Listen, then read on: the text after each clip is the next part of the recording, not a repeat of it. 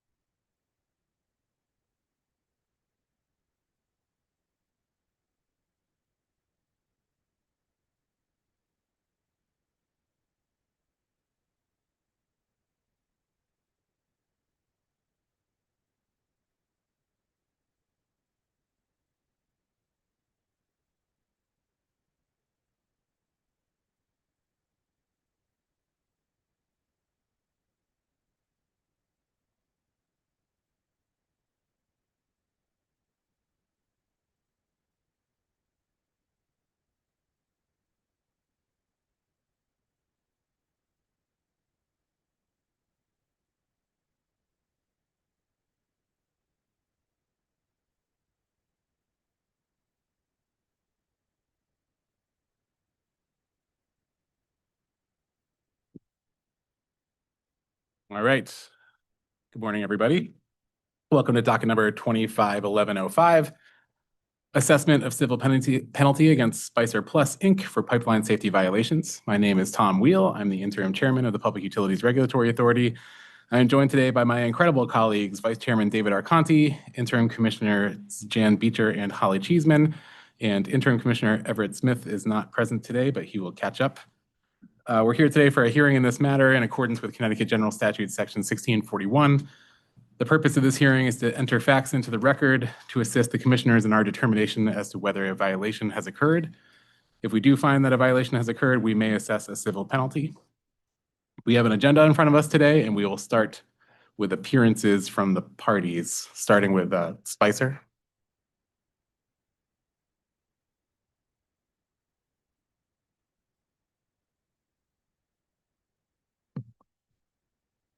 Morning, Thomas Riley from Tobin, Carberry, O'Malley, Riley and Sellinger.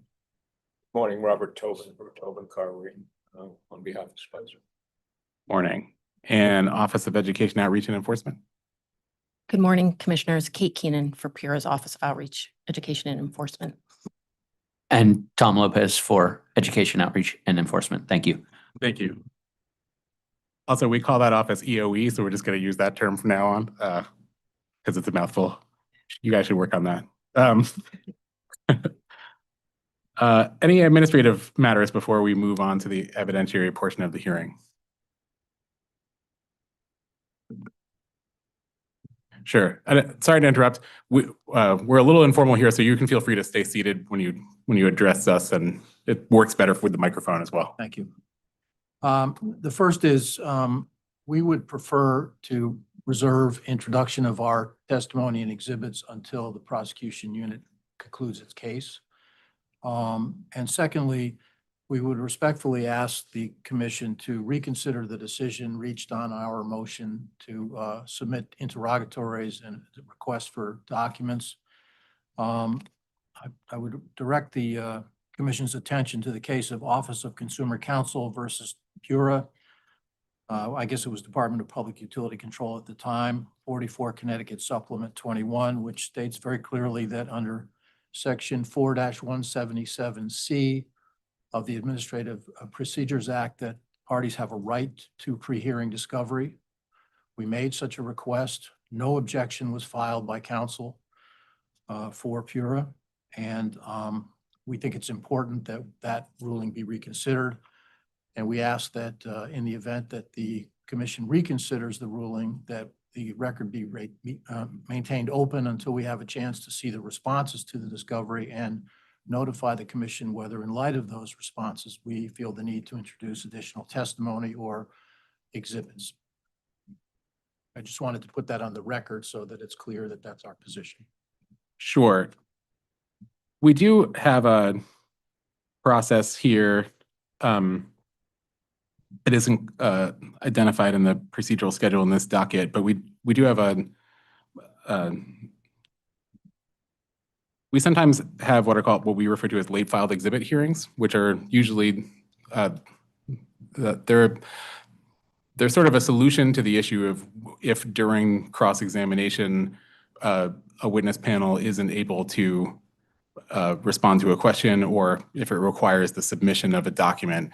It's kind of a workaround, if you will, to the fact that we don't really have a process in place officially to enter documentary evidence in the record. It's also just frankly, again, because of our slightly more relaxed procedures here as compared to a courtroom.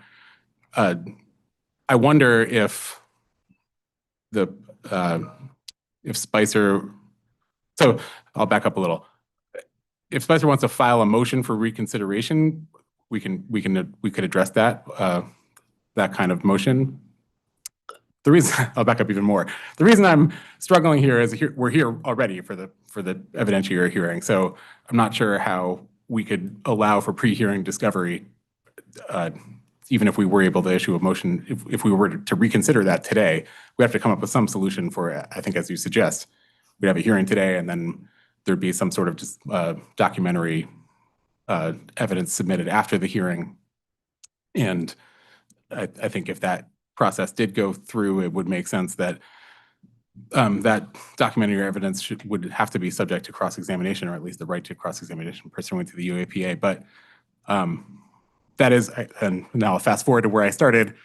That's why my brain went to the late file hearing model, because that's sort of what that encapsulates. So I guess what I would suggest is I think Spicer could file a motion, because we also just aren't going to rule from the bench on this issue right now. But if Spicer could file a motion for reconsideration, or perhaps a motion for a late file exhibit hearing to be added to the procedural schedule. Does that make sense? We'd be happy to do that, if you feel that's the appropriate procedure to raise the issue. I just wanted to make sure that it was on the record. Okay. Thank you. Attorney Keenan, I see you're reaching. Commissioners, I was unaware until just now that the Spicer witnesses were not going to acknowledge their interrogatory responses and pre-filed testimony. I'd note that the agenda indicates that interrogatory responses and pre-filed testimony will be adopted before I begin my direct examination. And I would like that to occur.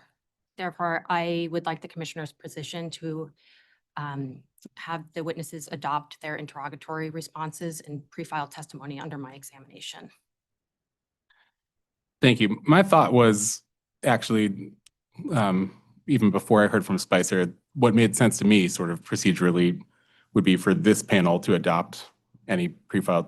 I don't know whether this panel might, for instance, might want to adopt the notice of violation itself as pre-filed testimony and be sworn in. And then when the next panel is seated, for that panel to be sworn in and adopt any pre-filed testimony those witnesses feel comfortable adopting. Does that make sense? That's fine. I therefore won't rest my case until I've had an opportunity to Well, get sworn in there. Mr. Chairman, I'd like to be heard on that. Sure. Regulations clearly provide that the opening party goes first. And the ruling on the discovery specifically states that the authority has the burden of proof by a preponderance of the evidence of all elements of the allegations. It's not necessary for us to advise counsel that it's their job to go first. And we'd like to hear what their evidence is before we decide what we want to put in our case. It's a fairly standard process, perhaps not here, but in my experience, typically that's the way these types of adversarial proceedings go. Don't the regulations also say that the moving party goes last, first and last? Yes. Okay. So would there be, I think the regulation is section 16-1-39. And so prosecution counsel will have an opportunity to respond to whatever we choose to put in. yeah, that was going to be my question, Attorney Keenan. I mean, so maybe I'm being unclear. The way I envisioned like this hearing rolling out was direct from this panel, subject to cross, and then redirect if elected. Then we'd swear in the next panel, who can have the can present direct if they so choose. They would also be subject to cross, would also be allowed to redirect. After that, I suppose if the moving party feels it's necessary to put any more evidence into the record, I think subject to our regulations, that's permissible. I think that would again pursuant to the UAPA need to be subject to cross also. Would that satisfy your concern? That's fine. I will be offering evidence to be admitted. Also, I request clarification. The NOV had 2 documents appended to the document. Can you clarify if those are part of the record? Not yet. I think they could be if they were adopted. I did see them. I think, I mean, I won't speak to the other, Spicer submitted some exhibits along with their pre-filed testimony that I think include those same documents, which are also like haven't been sworn to yet. So as of now, there's nothing actually sworn in the record. Thank you. Sure.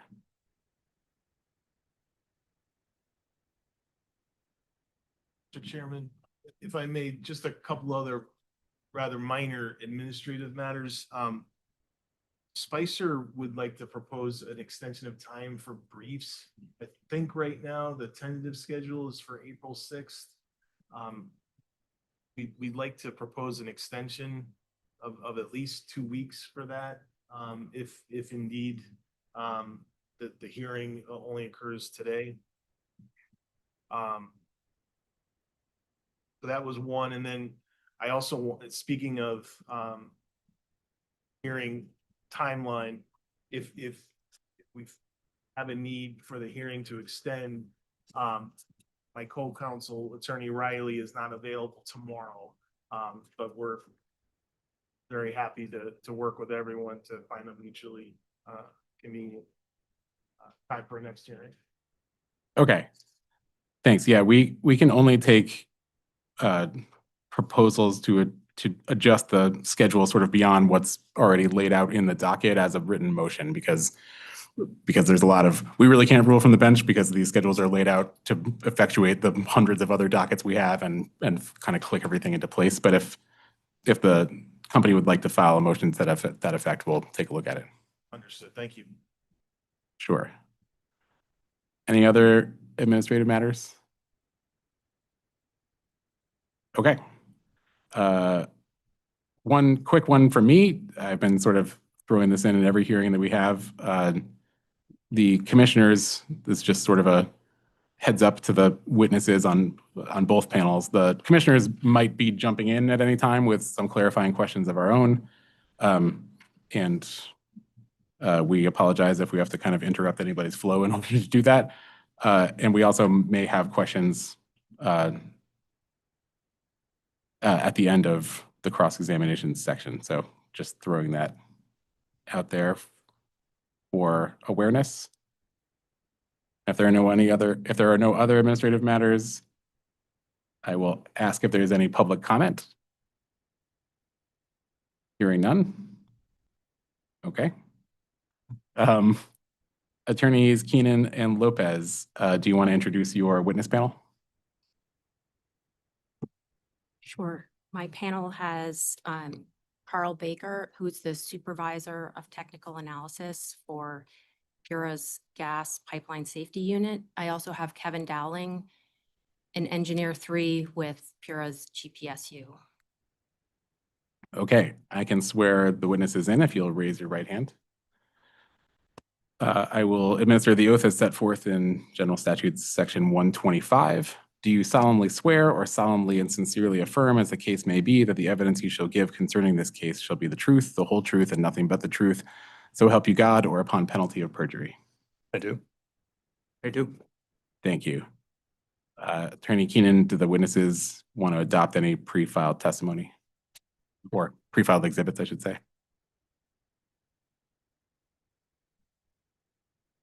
Ask.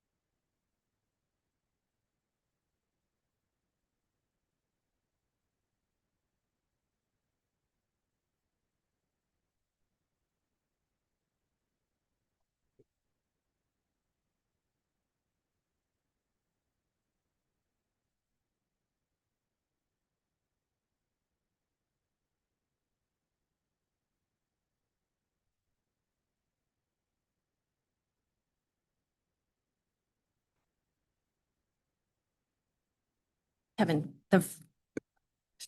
Mr. Dowling, could you please describe the first document? Yes, this is the cathodic protection survey record that was provided to me during the audit for 20 Liberty Drive in Hebron. And it notes that the date of this survey was May 13, 2020. And when did you receive this document? I was provided with this on September 2nd of 2025 during the audit. And who provided it to you? I don't recall which individual specifically, but it may have been Brett Sheldon or Stacy Ryan. I worked with them both during the audit.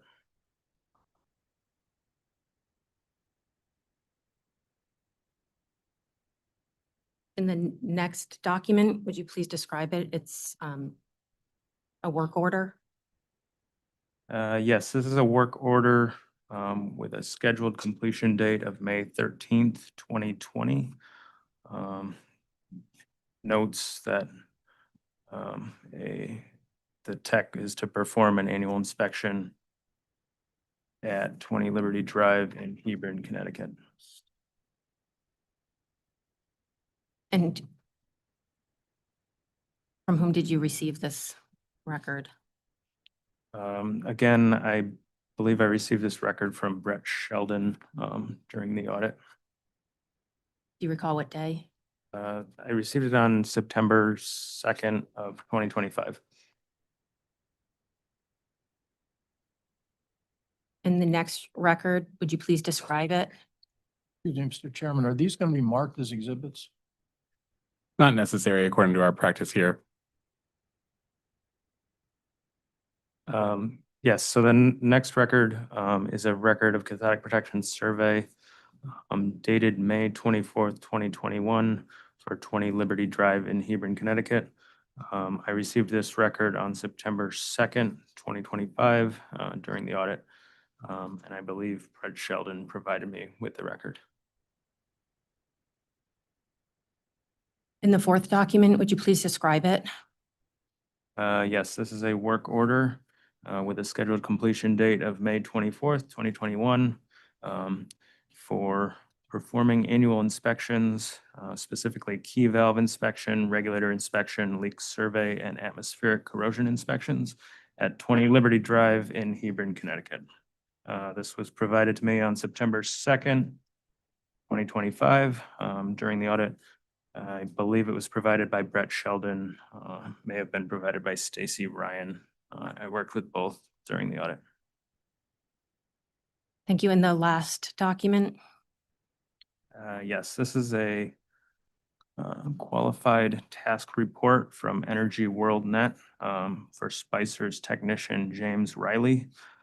This was provided to me also on September, one second here. Actually, I believe this record was provided on August 28th of 2025 during the audit. and did you state who provided it to you? I did not. I don't recall who specifically provided me the record. It would have been Brett Sheldon, Stacy Ryan, or James Riley. Thank you. I offer these exhibits for admission into the record. Any objection? No, Mr. Chairman, a number of them are duplicative of exhibits we've already filed. Okay. Usually if these could just be filed in our electronic system at some point today, then we'll take them on the record. Thank you. Yes, thank you.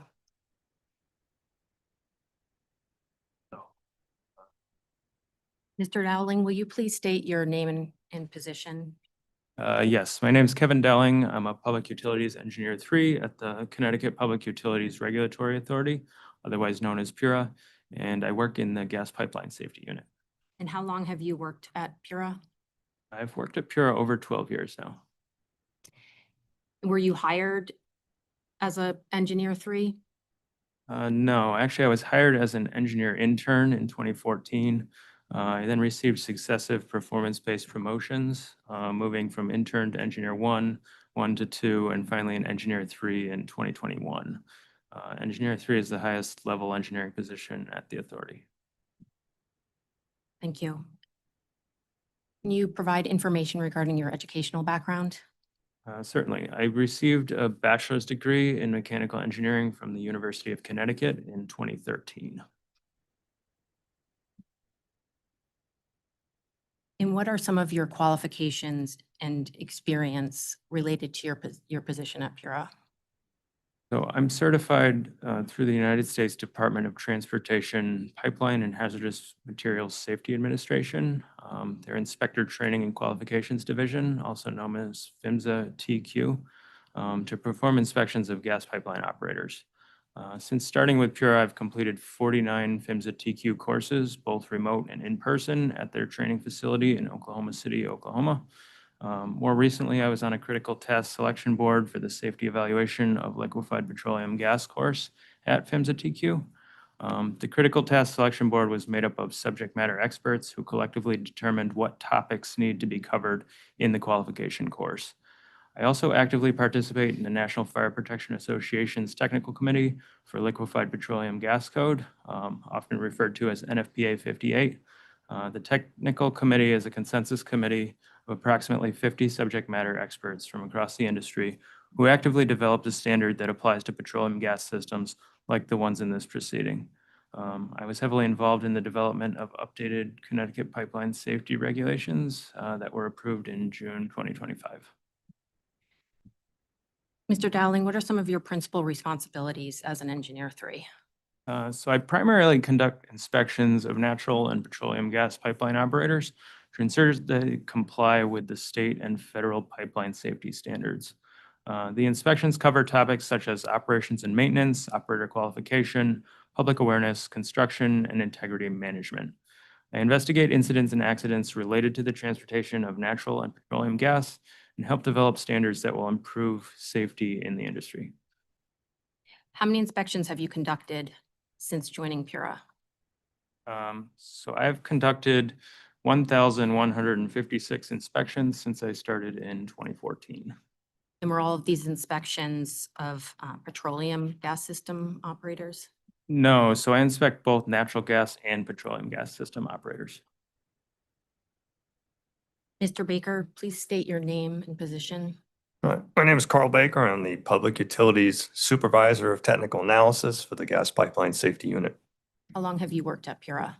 I have been here for over 32 years. Did you start at Pura as a supervisor? No, like Mr. Dowling, I started as an engineer intern. I was promoted through the engineer series and ultimately promoted to the position I currently have, which is the supervisor of the unit.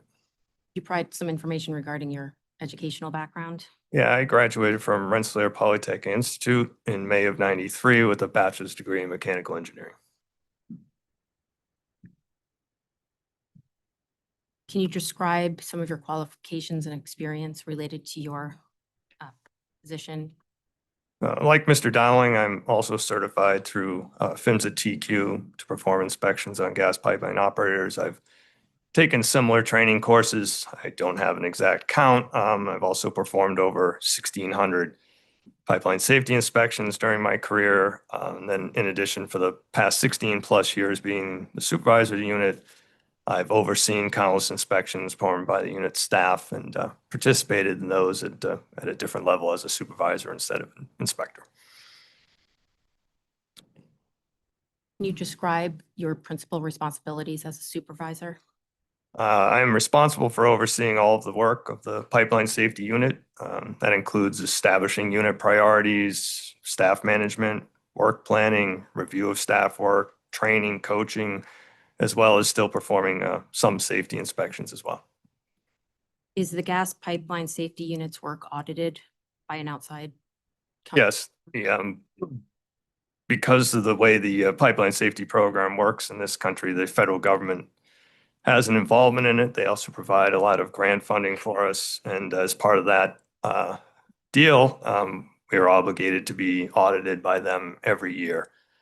They send an auditor here and they review our procedures and our records. They check the qualifications of our employees. They go out in the field and they actually see people perform inspections. They ensure that our enforcement process meets certain minimum standards that the federal government has for expectations of states. That's a very thorough audit, and they spend a good solid week here with us at least once a year. Has the Pipeline and Hazardous Materials Safety Administration's evaluations identified any issues or concerns with respect to GPSU's approach in conducting inspections? No, as a matter of fact, quite the opposite. In the time frame that I've been the supervisor, we've received perfect evaluations all 16 years. They've noted no deficiencies during that time. Thank you. Mr. Dowling, did you conduct an audit or inspection of Spicer Plus Inc.'s procedures and records in 2025? Yes, I performed a comprehensive procedures and records audit in person at Spicer's office at 183 East Haddam Road in Salem, Connecticut, from August 26, 2025 through August 28th, 2025, and also on September 2nd of 2025. Were any other staff of GPSU present at the audit? No, I was solely responsible for conducting the audit in person. Is it standard practice to have only one GPSU staff member attend an audit or inspection? Yes, in general, on smaller operators such as petroleum gas systems, they're typically conducted by one individual, sorry. But we are also, responsible for doing these audits with natural gas companies and such, and we bring entire teams of people in because there's a much larger scope that needs to be audited. We also have about 20 petroleum gas distribution operators, depending on what time of year it is. And so it makes sense for us to audit these as we do with just a single individual. Thank you. Mr. Dowling, what was the scope of the audit? Yeah, so this audit covered procedures and records pertaining to the operations and maintenance of Spicer's petroleum gas systems, specifically those subject to the federal pipeline safety standards in Title 49, Part 192 of the Code of Federal Regulations. It also covered procedures and records pertaining to emergency response and qualification of personnel. Thank you. Can you describe the petroleum gas systems that are subject to the federal pipeline safety standards in Title 49 CFR Part 192? Yes, so the scope of the federal safety standards is described in section 192.1 of 49 CFR Part 192. And specifically, they apply to systems that supply 10 or more customers, systems that supply 2 or more customers if a portion of the system is located in a public place, and systems that are not located entirely on the customer's premises. So in other words, systems that cross property lines. Thank you. Does Spicer operate petroleum gas systems subject to the federal pipeline safety standards? Yes, Spicer operates systems subject to the requirements of the federal pipeline safety standards. It's my understanding that Spicer also operates systems that are not subject to the safety standards, but these systems were not included in the scope of the audit I conducted in 2025.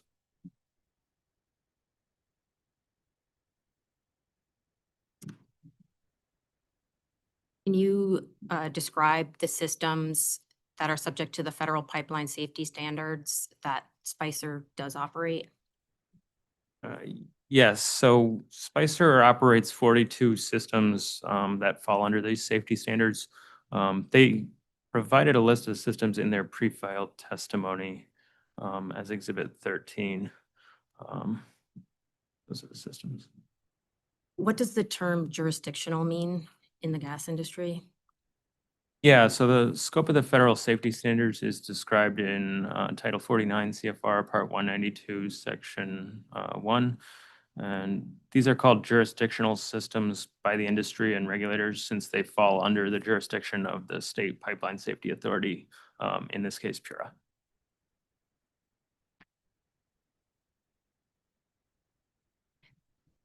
How did you identify which Spicer systems were subject to the federal pipeline safety standards for the 2025 inspection? Yeah, so for the purposes of that inspection, the company identified which of its systems fell within the scope of 192.1. They were asked to provide current copies of their operations maintenance and emergency plan, operator qualification plan, and associated records, as well as maintenance records of its systems jurisdictional to PURA in Connecticut. And did they provide those documents or make them available to you during the audit? Yes, they did. I don't remember specifically who handed me the plans, but I believe it was Brett Sheldon. They provided both procedures in their pre-filed testimony, Exhibits 14 and 15 respectively. Who from Spicer participated in the audit? So Brett Sheldon, Stacy Ryan, and James Riley were the primary individuals I interacted with during the audit. I may have interacted with others briefly or in passing, but Mr. Sheldon, Ms. Ryan, and Mr. Riley were the only individuals who I interacted with substantively. Have you worked with any of these individuals in the past? So only professionally, in the context of an auditor or auditee relationship. I don't know them outside of a professional context.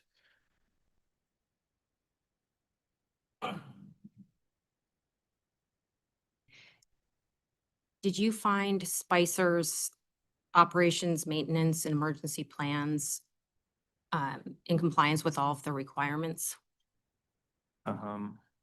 No, I didn't find that they met all requirements.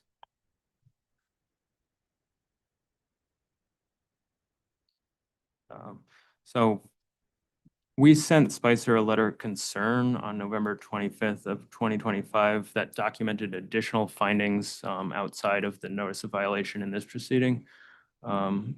The issue identified in the letter of concern was not severe enough to justify including in the civil penalty, but it did constitute a deficiency in Spicer's procedures.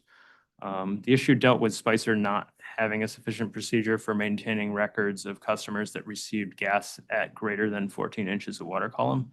I recall that Mr. Sheldon also made several changes to Spicer's operations, maintenance, and emergency plans during the audit in response to questions and comments that I had during my review. The GPSU didn't consider some of those findings severe enough to include in the proposed notice of violation.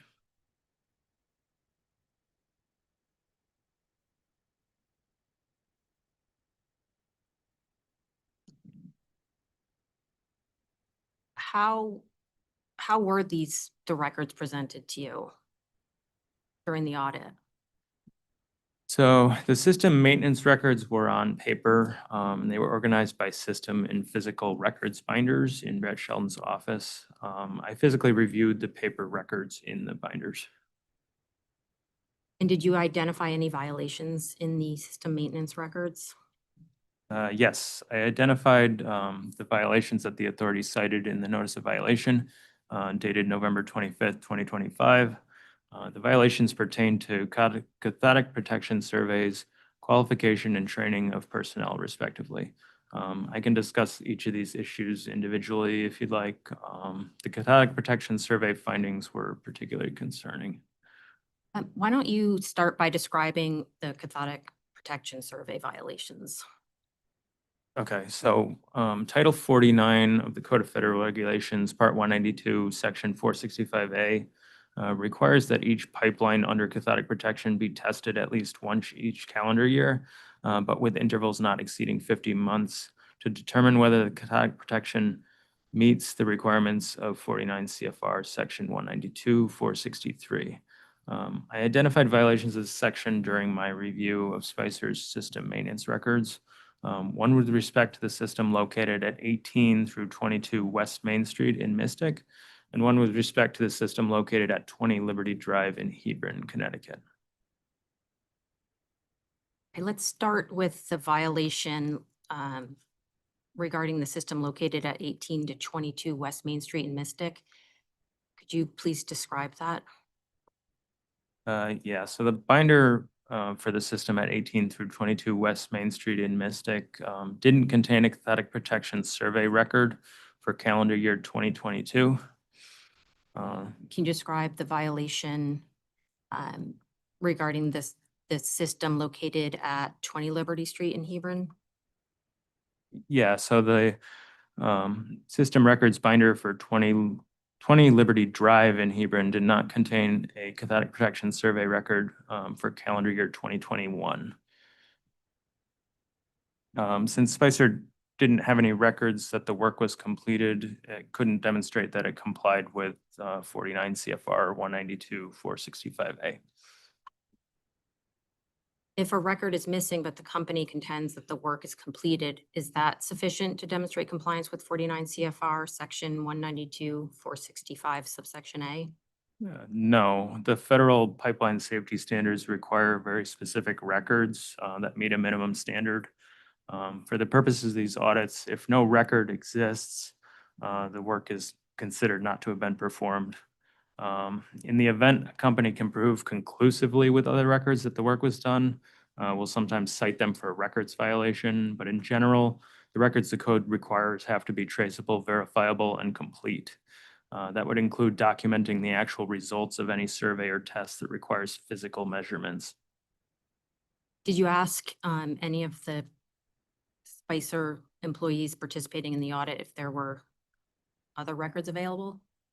Yeah, I asked Brett Sheldon if there were other records to show that a cathodic protection survey had been completed at the two locations where the records were missing from the binders. Did he provide any additional records? With respect to, why don't we start with the 18-22 West Main Street system in Mystic? So no, Mr. Sheldon didn't believe that the work had been completed at that system. In fact, in their pre-filed testimony on page 9 of Exhibit 1, page 10 of the PDF, on line 28, Mr. Sheldon states that the first time Spicer completed a cathodic protection survey at the Mystic facility was in 2023. Did Spicer provide any additional records for the system located at 20 Liberty Drive in Hebron? Yes, they did provide me with a cathodic protection survey record bearing the date May 24th, 2021 for the system at 20 Liberty Drive in Hebron. Did you notice anything unusual about that record? Yes, so I believe that record is one of the records that were admitted today. that is correct. So during my audits, I compare the cathodic protection survey results from year to year to see how the cathodic protection measurements are trending.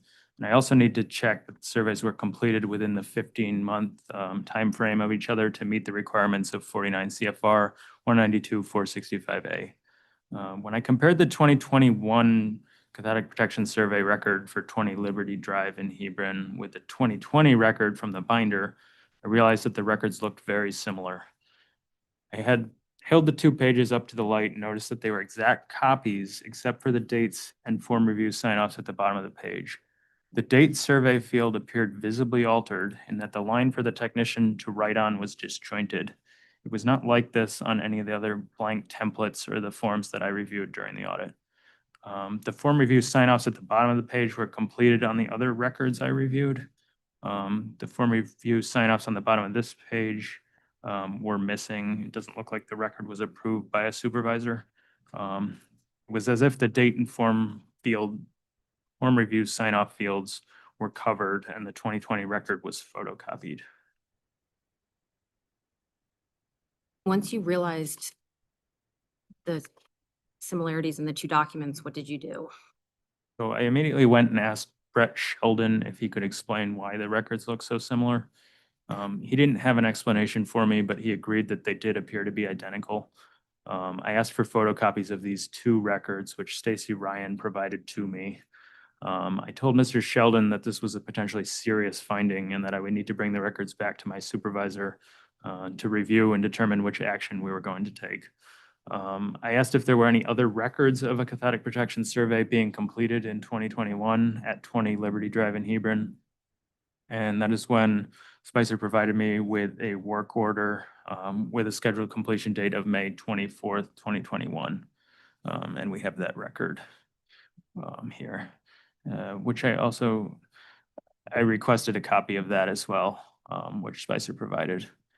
I noticed that the work order specifically identified several inspections to be performed, including key valve inspections, regulator inspections, leak survey, and atmospheric corrosion inspections, but there's no mention of a cathodic protection survey on the work order. After this, I went out to my vehicle and I called Carl Baker to notify him of the possible finding and describe the records that I had collected. Do you have any knowledge of who altered the cathodic protection survey form bearing the May 24th, 2021 date? Or when it was altered? I do not. I did not observe the record being altered, and I don't claim to know who altered it or when it was altered. Did you notice anything else in the cathodic protection survey form bearing a May 24th, 2021 date? So I noticed that the readings don't have the correct polarity on the record to demonstrate adequate protection, and that the technician didn't record any measurement units on the form. The polarity of the readings and the measurement units are important to fully characterize the survey. Technically, a positive reading with respect to a copper sulfate half cell would signify a failed test. I watched the same technician demonstrate the cathodic protection testing process on September 2nd, 2025. And based on the demonstration, it appears he was aware of how to conduct the test correctly. Technically, the commission would be within its rights to cite Spicer for failure to act promptly under 49 CFR section 192-465D on what is essentially documentation that a cathodic protection test failed. We exercised some enforcement discretion with this issue since the technician demonstrated the test correctly. An actual positive reading that high would be extremely unlikely in my experience.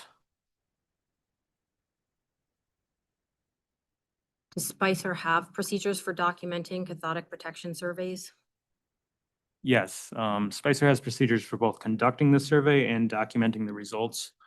Spicer actually filed these procedures as Exhibit 14 in its pre-filed testimony.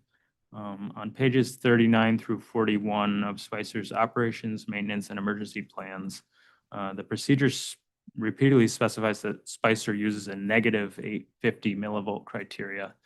The measurements that were recorded on the form were not negative. On page 41, the procedure also requires that the testing be conducted once each calendar year at intervals not exceeding 15 months. Without any records of the cathodic protection measurements outside of the obviously falsified record, Spicer cannot prove that it actually completed the testing. And you reviewed the operation and maintenance plans during the audit? Yes, Is Spicer required to comply with its operation, maintenance, and emergency plans? they're required to both have and follow the procedures under Title 49 of the Code of Federal Regulations, Part 192, Section 605A. To get it on the record, that section reads, each operator shall prepare and follow for each pipeline a manual of written procedures for conducting operations and maintenance activities and for emergency response. Did Spicer comply with its operation, maintenance, and emergency plans? No, if you look at page 39 of Spicer's operation, maintenance, and emergency plan, provided as Exhibit 14 of Spicer's pre-filed testimony, it states, underground steel mains, including underground tanks, will be tested annually, not to exceed 15 months, to prove that the systems are being cathodically protected. It then goes on to state, record the results. It is clear to me that Spicer did not comply with the plan's requirements in this case, since the record that would have been created if the testing were completed was falsified. Mr. Baker, did Spicer violate any other federal regulations? Yes, they did. It's important to note that we tend to cite only one time in general when we find something wrong. So say somebody didn't perform a survey, they also wouldn't have created a record. There are multiple opportunities there for us to cite them for not performing the survey, also not creating the record, also not following their operations and maintenance manual that require them both to do the survey and create the record. So you could easily argue there's 4 violations there. Mr. Chairman, I'd like to object to this testimony that these questions have gone well beyond the allegations of the NOV. We've had no notice of these claims and not any opportunity to respond to them. And it's just, from my perspective, irrelevant and highly prejudicial to our defense. We've not heard any of these. They're not cited in the NOV. How are we supposed to address these? You have a response? I would ask that that testimony be stricken.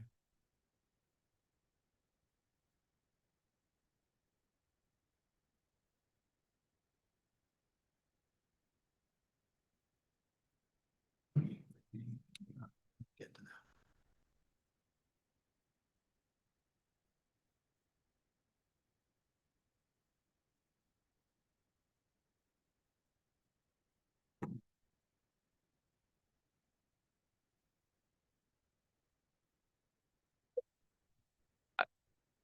Thank you, Mr. Chairman.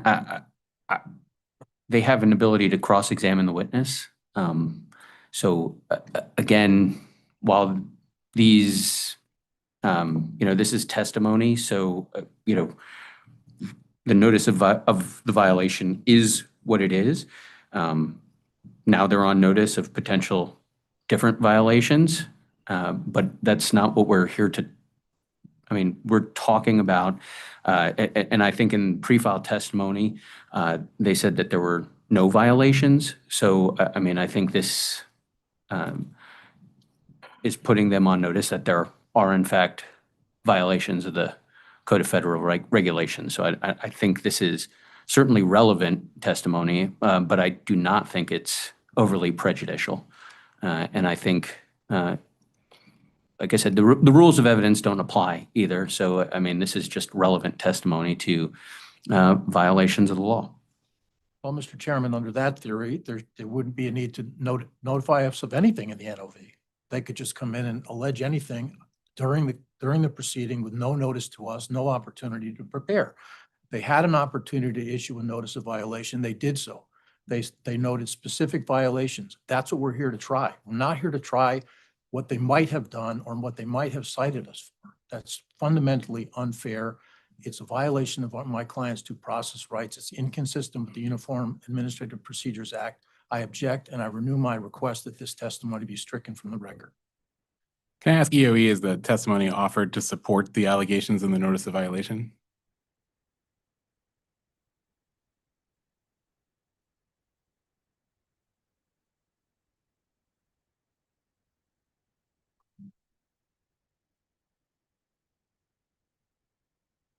Is really to address something in their pre-filed, in the company's pre-filed testimony. So it doesn't directly support the allegations in the notice of violation. However, it is responsive to the company's pre-filed testimony. Well, Mr. Chairman, I would only note that the company's pre-filed testimony is not in the record at the moment. As we discussed at the beginning, witnesses have continued to refer to it and they're obviously reading from prepared testimony, which we have not seen. Is the company not, why did the company file pre-filed testimony if it doesn't intend to offer it into the record? We may offer it into the record depending upon what the remainder of their case demonstrates, but they have the burden to prove their case. It's not our job to assist them in proving their case. Okay. I'm going to overrule on two grounds. First, it's not the practice of this agency to strike. I wish it were, having sat where you sat for many years before I was up here.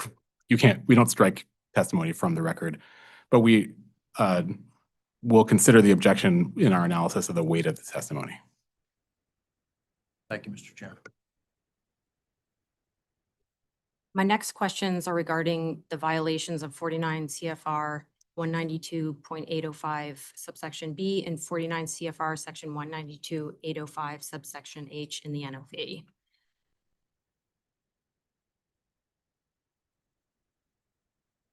Mr. Dowling, what does 49 CFR section 192.805 subsection B require?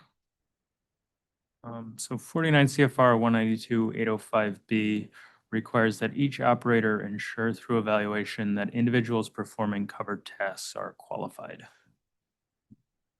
And what does 49 CFR 192.805 subsection H require?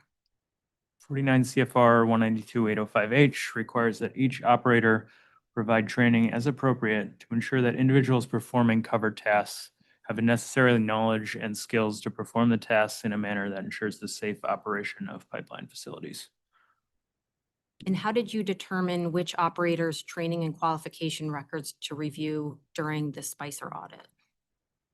Yeah, so I reviewed many records of required operations and maintenance tasks during the audit.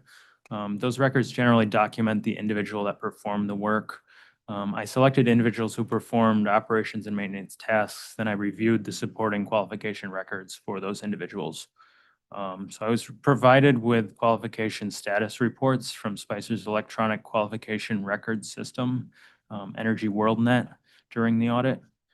And the EWN report provided to me for James Riley is in the documents admitted to the record earlier in this proceeding.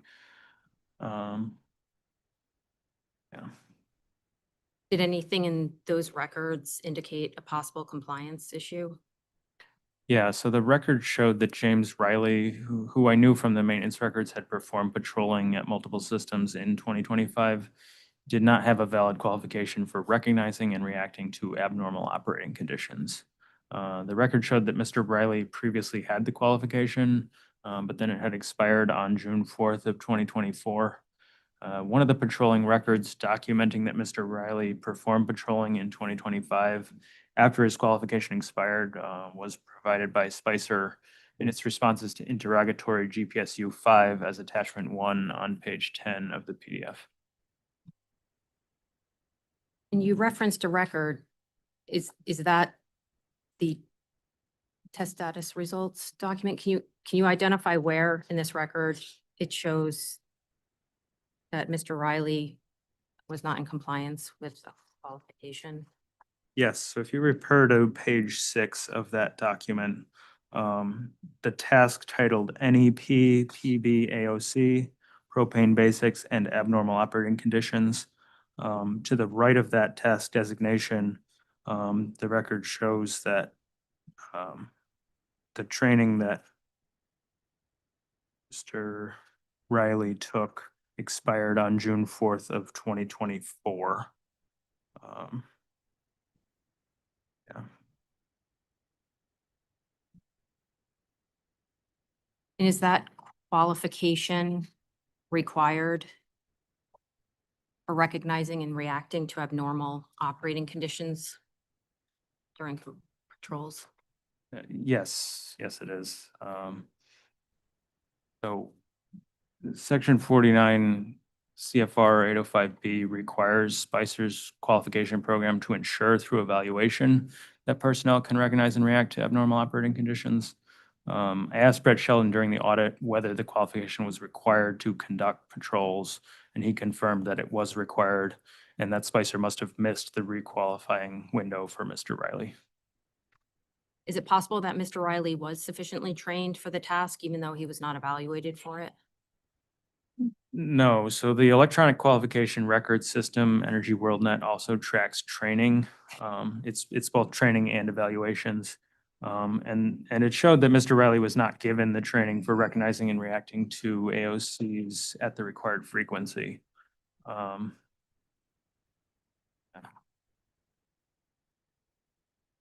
So Section 49 CFR 192-805H requires that each operator provide this training as appropriate to ensure that individuals performing covered tasks have the necessary knowledge and skills to perform the tasks in a manner that ensures the safe operation of pipeline facilities.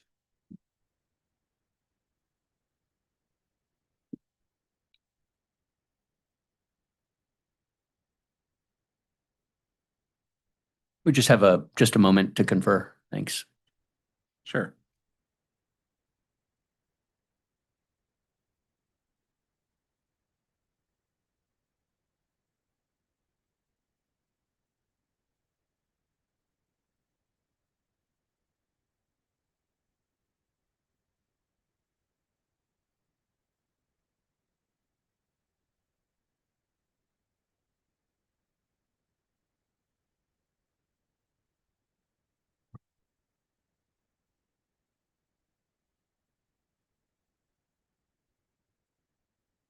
Thank you.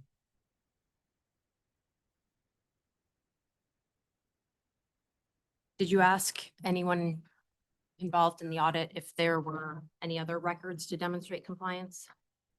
I did. I asked Mr. Sheldon if there were any other records, but he did not believe the company had actually completed the training and evaluation as was required. If you look at Mr. Sheldon's testimony, Exhibit 1, page 13, lines 28 through 29, Mr. Sheldon states that he unintentionally missed assigning that one training task to Mr. Riley. Spicer did not provide any additional records supporting James Riley's qualification between June 4th, 2024 and August 28th, 2025.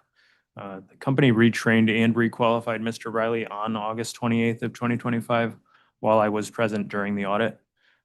James Riley actually showed me the training module and allowed me to review its contents before completing his qualification evaluation.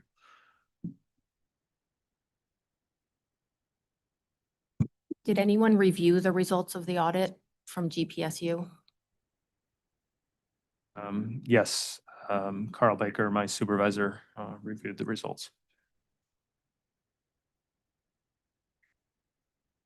My next questions are regarding civil penalties.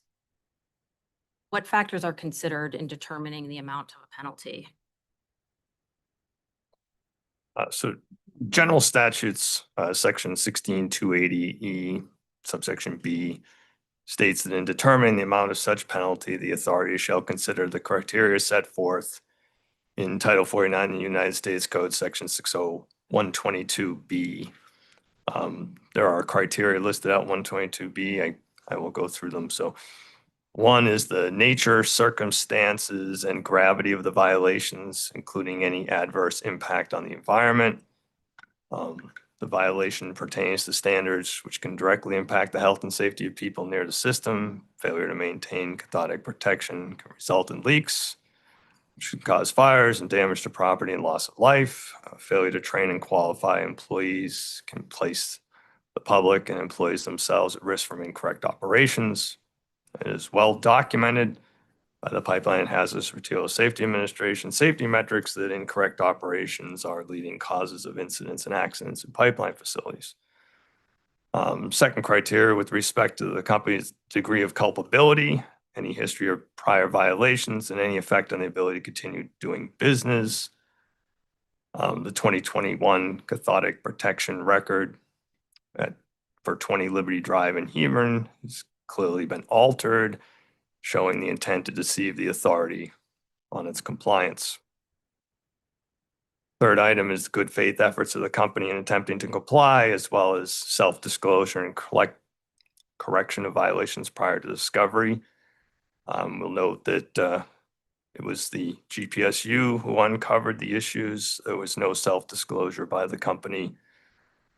The fourth item is the economic benefits gained from the violation without any reduction because of subsequent damages. There was likely minimal economic benefit to Spicer, and therefore this section wouldn't affect the civil penalty amount. That United States Code 6122B, Section 2 also provides additional factors the authority may consider, stated in other matters that justice requires. The fraudulent record in this case exemplifies a matter that requires justice. Fraudulent records rock the bedrock of pipeline safety. The auditing process is based on the inspector's ability to assess documents provided and trust the personnel involved. If the authenticity of information is called into question, the inspector can no longer assess the operator's compliance with the law fairly and impartially. Are there any penalty limits on these types of violations? Yes, our state statutes refer to the maximum, and that's contained in 49 CFR section 190.223A. And those numbers right now are not to exceed $272,926 for each violation each day, except the total penalty shall not exceed $2,729,245 for any related series of violations.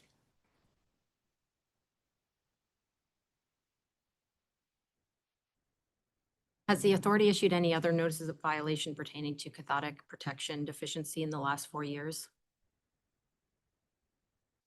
Yes, we've reviewed that and determined we've issued 6 notices of violation pertaining to cathodic protection testing or record-keeping deficiencies since the beginning of 2022. Although none of the other cases involved any fraudulent records, the penalty amounts did range from $28,000 to $750,000. Are you familiar with the notice of violation issued to Hocon Gas in docket number 260112? Yes, I am. Did you conduct the audit of that system, Mr. Dowling?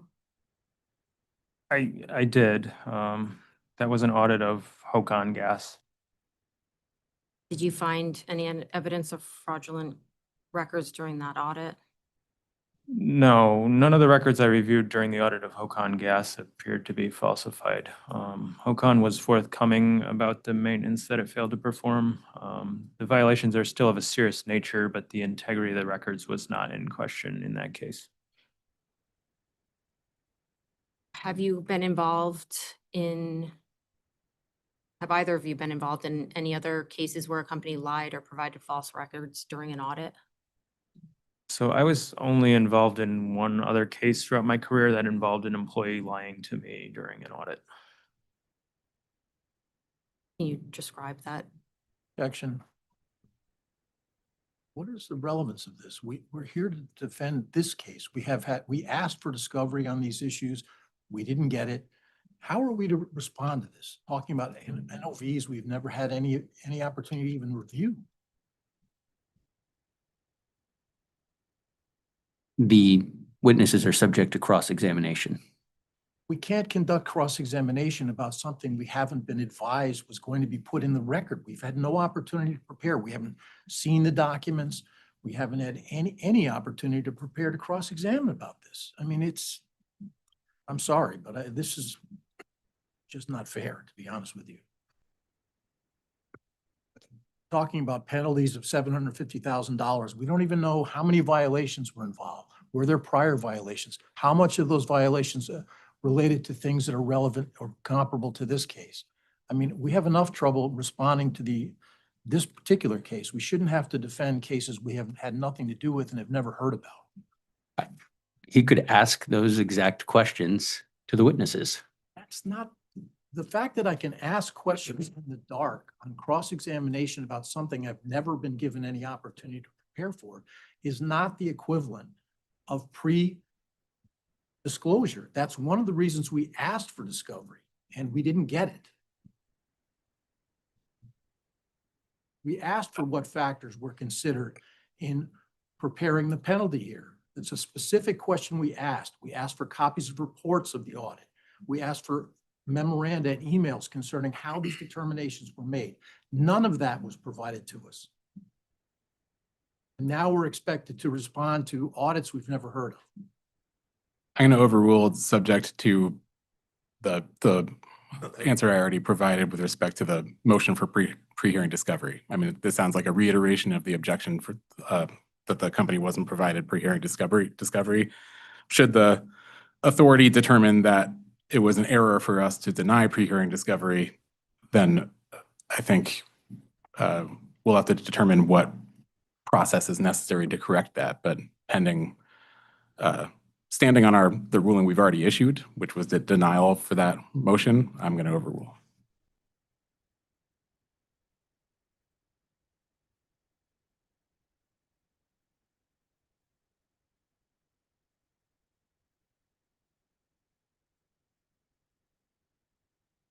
Is there anything either of you would like to add?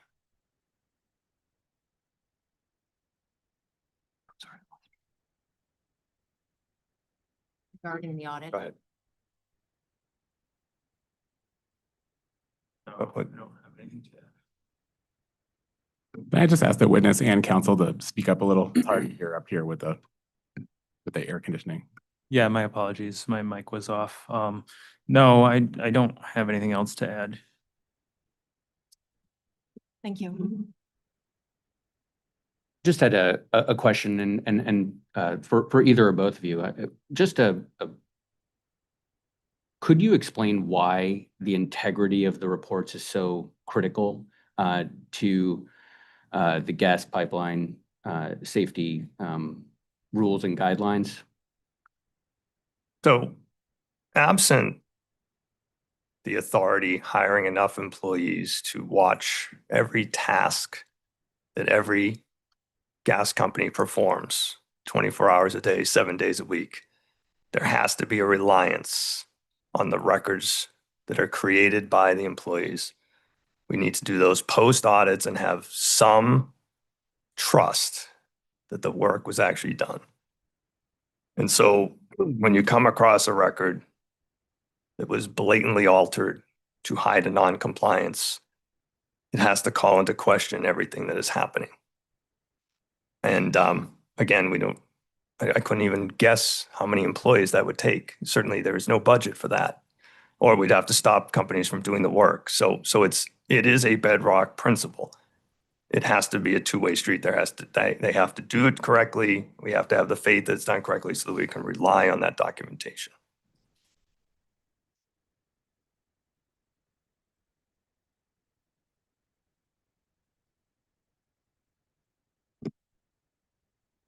That completes our direct examination. Thank you. All right. Mr. Chairman, could we ask for a copy of the witnesses' testimony that they've been reading from all morning so we could prepare our cross-examination since we haven't seen it? I'm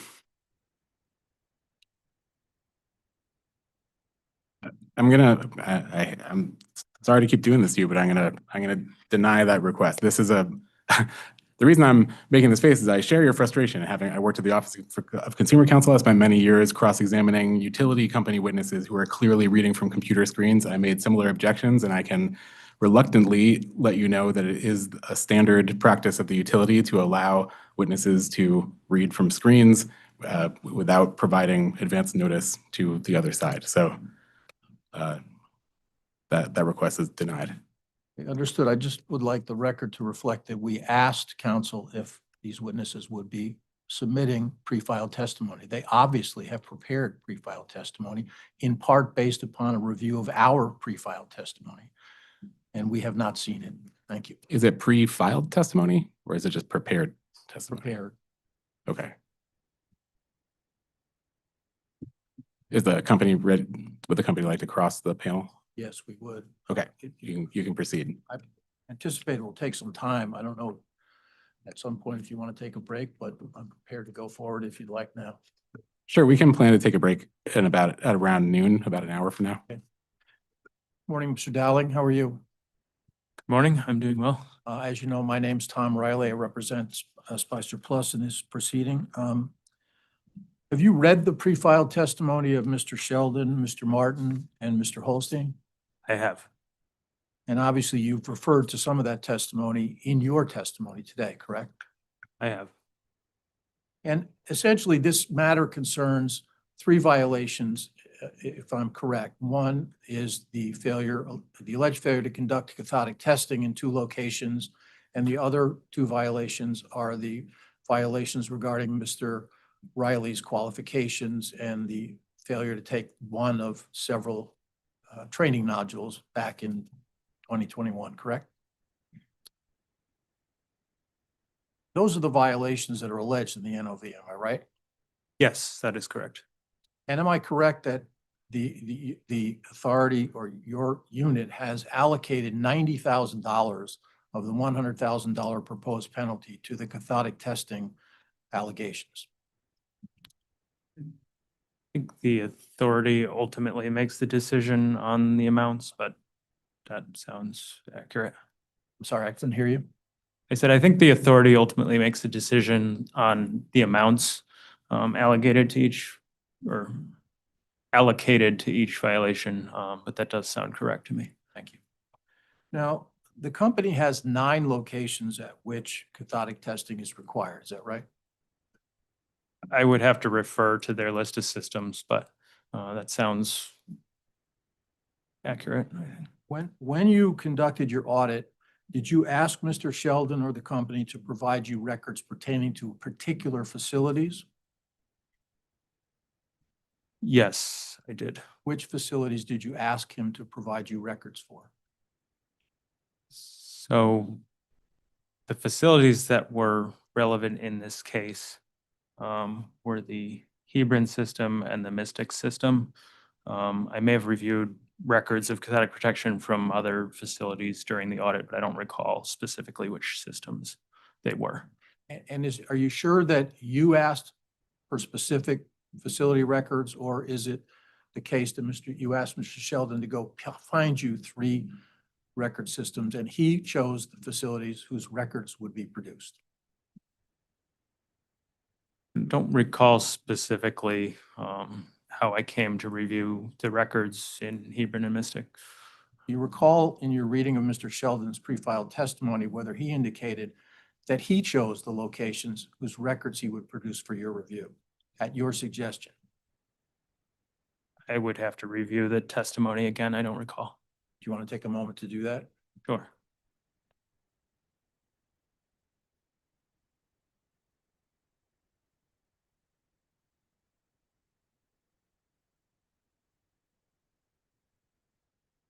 And Attorney Riley, it's somewhat common practice here just for efficiency for questions like this to have a reference. You don't have to, but a reference to like a page number at a line that you might be looking at in the testimony just to kind of speed things up.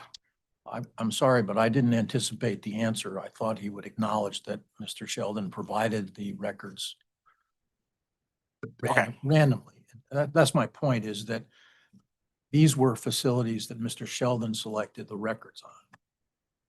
Yeah, I understood the question. We're just trying to speed it up, but we can wait for Mr. Dowling to locate it in the document. I can come back to that if it would make things quicker while we search for the page. I'll withdraw the question now and come to it later. Sure. Now, Mr. Dowling, you've indicated that among the records you reviewed were records pertaining to cathodic testing at what I'll refer to as the dentist building at 20 Liberty Street in Hebron. Is that right? As long as the dentist building is referring to 20 Liberty Drive in Hebron, Connecticut, that's correct. That is what I'm referring to, yes. And am I right that Mr. Sheldon provided you records not only pertaining to 2020 and 2021, but also to several other years' worth of tests and inspections at that facility? So those records were provided to me in a binder of operations and maintenance records for that facility. I believe Mr. Sheldon provided me with the binder, and then I manually reviewed the records. And am I correct that the binder contained records for the years 2019 through 2023? I reviewed records from 2019 through 2023. I don't recall if the binder contained earlier records, and the binder did not contain the 2021 record for 20 Liberty Drive.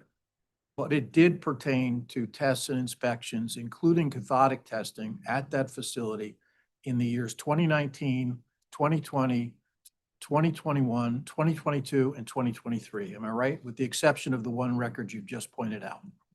Well, you listed 2021 there. That record was not included in the binder. The other years were included. My point is that in the 2021 records, they contained the work order and records of the other 4 inspections and tests for that year, correct? The work orders were not in the system binder. Those were provided to me after I could not locate the 2021 record by Mr. Sheldon, I believe, in an effort to support that the work was completed. Could we have Exhibit 9, S9 pulled up?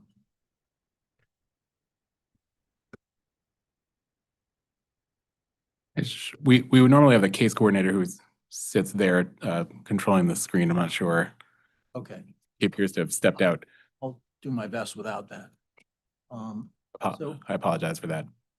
So, Mr. Dowling, do you have Exhibit S9 in front of you? I do. And S9A is the 2021 work order to which you've already referred, correct? Yes. And you pointed out that it refers to testing, including key valves. You see that? Yep. And that record was in the binder you reviewed that day, was it not? I recall it was there, yes. And it also refers to the test of the regulators. That record was in the binder when you reviewed it, wasn't it? Yes. As well as the leak survey, correct? Yep. And the atmospheric corrosion report. Yes, And did you review all those records from 2021? I did. And did you have any doubt that those records were adequate and accurate? No, we didn't cite any. Did you compare those records to the corresponding records, the same corresponding records for the previous year in 2020? I did. And that didn't cause you to question the legitimacy or accuracy of any of the records from 2021 other than the 2021 Cathodic Protection Survey report, correct? I didn't notice any similarities between those records like I did in the cathodic protection report. So that is correct. Do you see on the front page well, on the work order, Exhibit S9A, in the description of work to be performed, there's also the word jurisdictional. You see that? Yes, And a cathodic protection survey is a jurisdictional test, is it not? I wouldn't classify it as a jurisdictional test. It's a one of, required test of a jurisdictional system, is it not? it is. And do you see on that same exhibit where it says work completed, Mr. Martin has noted, quote, performed annual inspection. You see that? Yes. Did you ask Mr. Sheldon what that note meant when you were conducting your audit? Don't recall if I asked him what that specific note meant. So, but at any rate, we've established that you reviewed the records of the other inspections and tests done on May 24, 2021 at the Dennis Building at 20 Liberty Drive, correct? Yes, And you compared those to the same records done for that location the preceding year, right? correct. And you drew no conclusion that there was anything wrong with the other 2021 reports, correct? Correct. Thank you. Mr. Elliott, sorry to interrupt. Our case coordinator has returned. If you want to, or if anyone from your team wants to let Mr. Bumpin know what you might like to have pulled up on the screen, he can get that ready for you. Thank you.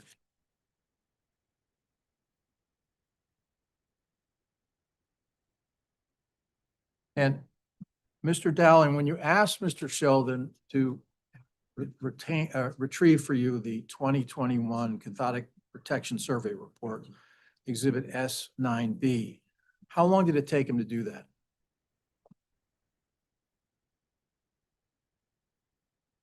Don't recall the specific time frame, but I can note that all of this exchange happened on September 2nd, 2025, before noon.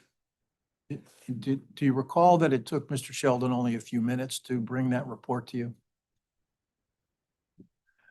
I requested, hundreds of records during the audit. I don't recall the specific time frame between when I made the request and when they provided it. But seeing that it was between 8 and noon, I don't think it took exceptionally long.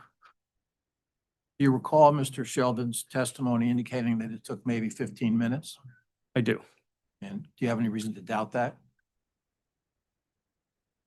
No.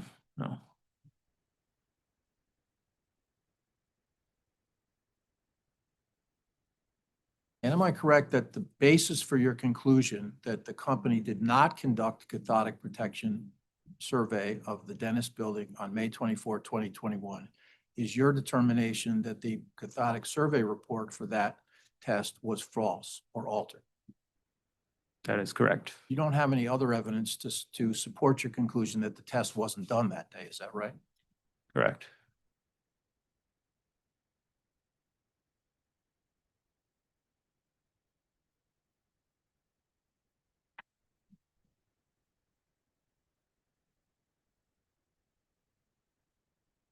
Is it your contention that Mr. Sheldon was not at the Dennis Building on May 24, 2021 at 20 Liberty Drive that day?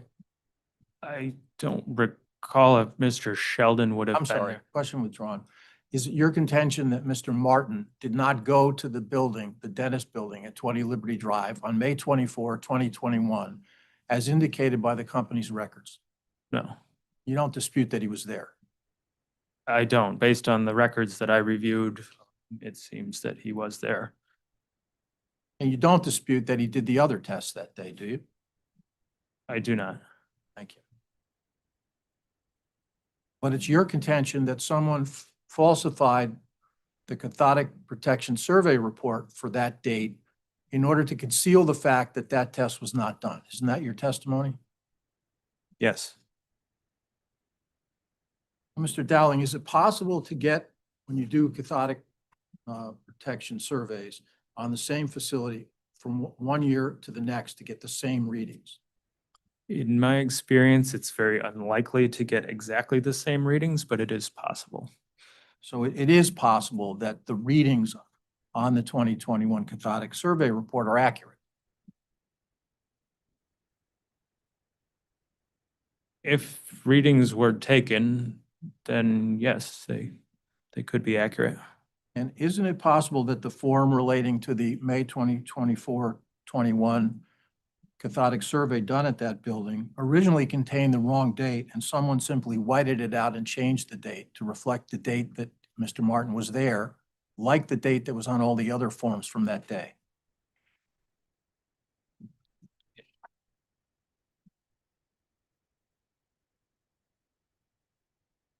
Doesn't appear to me that that would be the case based on the similarity of the rest of the form to the 2020 record. I think the fields line up perfectly when you hold it up to the light. Mr. Dowling, what is the purpose of a cathodic protection survey or test? To ensure that metallic below-ground facilities are adequately protected against corrosion. So when you talk about underground facilities, in this case, you're talking about an underground metallic pipe that transports the gas from the tank to the building, correct? No, in this case, he was testing a below-ground container. Okay. For So the purpose is to determine whether that container is subject to excessive corrosion, right? It's to determine whether the anodes or cathodic protection measures that have been installed are sufficient to protect the container from any corrosion that could impair its serviceability. You mentioned that the company uses a minus, I think you said 850 millivolts as a test criterion in this particular circumstance. Is that right? Correct. That is in their operations, maintenance, and emergency plan. So anything above that reading indicates what? So when we say above, if it's less negative than negative 850 millivolts, it indicates that the cathodic protection measures may not be adequate to protect the tank from corrosion. And if it's greater than that, for example, in this case, the readings are 1.2 in one instance, what does that signify? So you would need to qualify it with the units of measurement. If this is in millivolts, then that would indicate inadequate protection for that container. Do you see well, let's look at the cathodic protection survey report for the year 2019, which would be Exhibit 7B. Could we have that called up, please?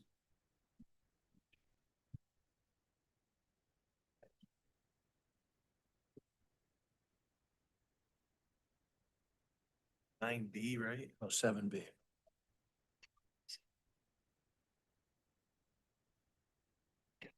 Mr. Dowler, do you have that in front of you?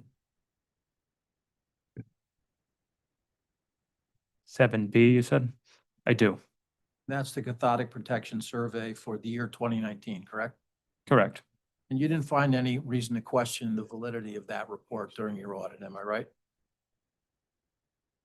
I believe the work was done here. The report appears valid. I'd just like to fill in that, Well, you're not being questioned at the moment, sir. to Mr. Dowling's point, Excuse me, you're not being questioned at the moment. This isn't joint cross-examination. It is actually the authority's practice for the entire panel to be able to testify in response to any question. All right. just want to note that Mr. Dowling's previous direct testimony earlier made mention of the fact that these readings did not have a minus sign in front of them, did also not have units. He explained fully why we didn't take enforcement action on it, because he saw the gentleman perform these tests in the field and that they were done correctly.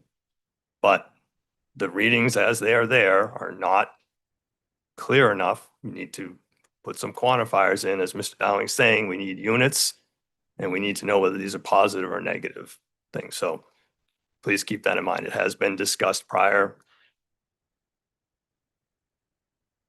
So is it your testimony that the readings for the prior years are not above the safety standard? Not as written.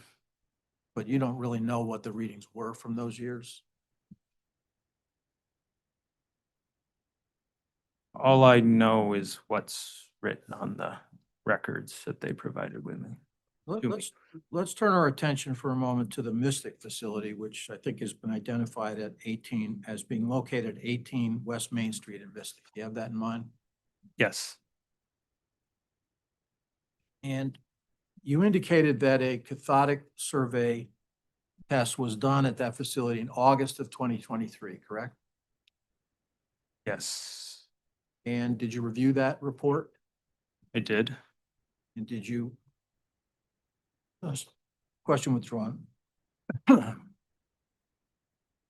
Excuse me, I just pulled up that report and I realized that it was done in June of 2023, not August. So I would It like was to. done in 2023, correct? Correct. I'm sorry, can I ask, it's a little hard to hear with this, all this fan. I think your microphone may be a little too far away. Could you restate the entire thing? Because I'm not sure if you changed it to a different location. I just want to make sure. I asked Mr. Dowling to turn his attention to the testing done at the Mystic facility. Okay, thank you. It's going to take a second. And Excuse me, are you referring to records that haven't been admitted into the record? Are you referring to I'm your? gonna ask him if he recalls based upon his memory.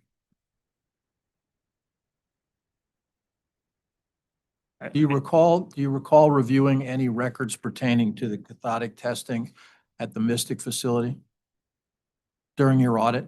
I do. And what do you recall about that? That there were no records prior to 2023 of, I'm asking about the records you reviewed for that facility. What, if anything, do you recall about that record? When was it done? According to the record? all I recall is that it was done in 2023. And do you recall whether you had any concern about those readings for that year? As stated earlier, I was concerned about the units and the polarity of the measurements, but we didn't feel that was serious enough to pursue as a violation. You didn't cite the company for a violation relating to cathodic protection surveys in 2023, am I right? Correct. Pardon me for interrupting, just hoping this makes it easier. I didn't exactly hear an objection from EOE as to referencing these exhibits. Had you objected, I would have overruled, though. I think just for the sake of convenience, if the witness does have access to the pre-filed documents that have been filed, we can kind of skip the step of counsel could ask for his memory and then ask to refresh the recollection with these exhibits without necessarily entering them. We don't need to do all that here in administrative proceedings. So if it's helpful to counsel, you can ask the witness to reference documents if the witness has access to them now that have been filed. Mr. Dowling, in preparing for your testimony, did you review Spicer Exhibit S12? I did. And have you reviewed it again this morning? I have it in front of me currently. Does it refresh your recollection in any way about whether there was a cathodic protection survey test report that you reviewed as part of your audit? Yes, I did review a report as part of the audit. And having reviewed this, do you wish to change your testimony in any way regarding that test?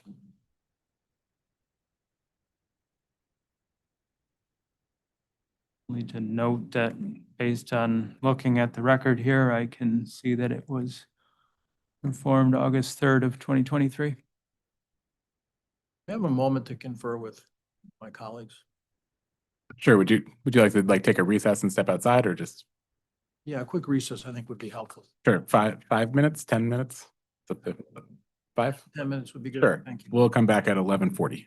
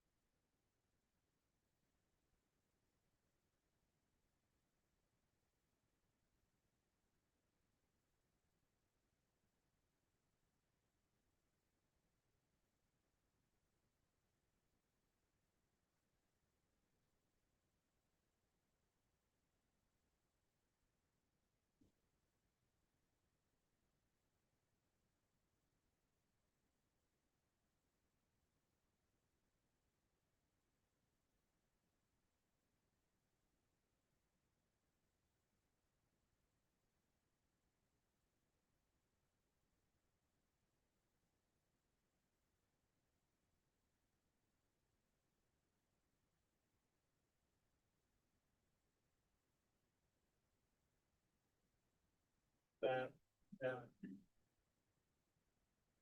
Yes, no. Sorry. I can give you, I have one, or a list of names, come up with a list. Okay. I don't have the agenda, but I have names, so.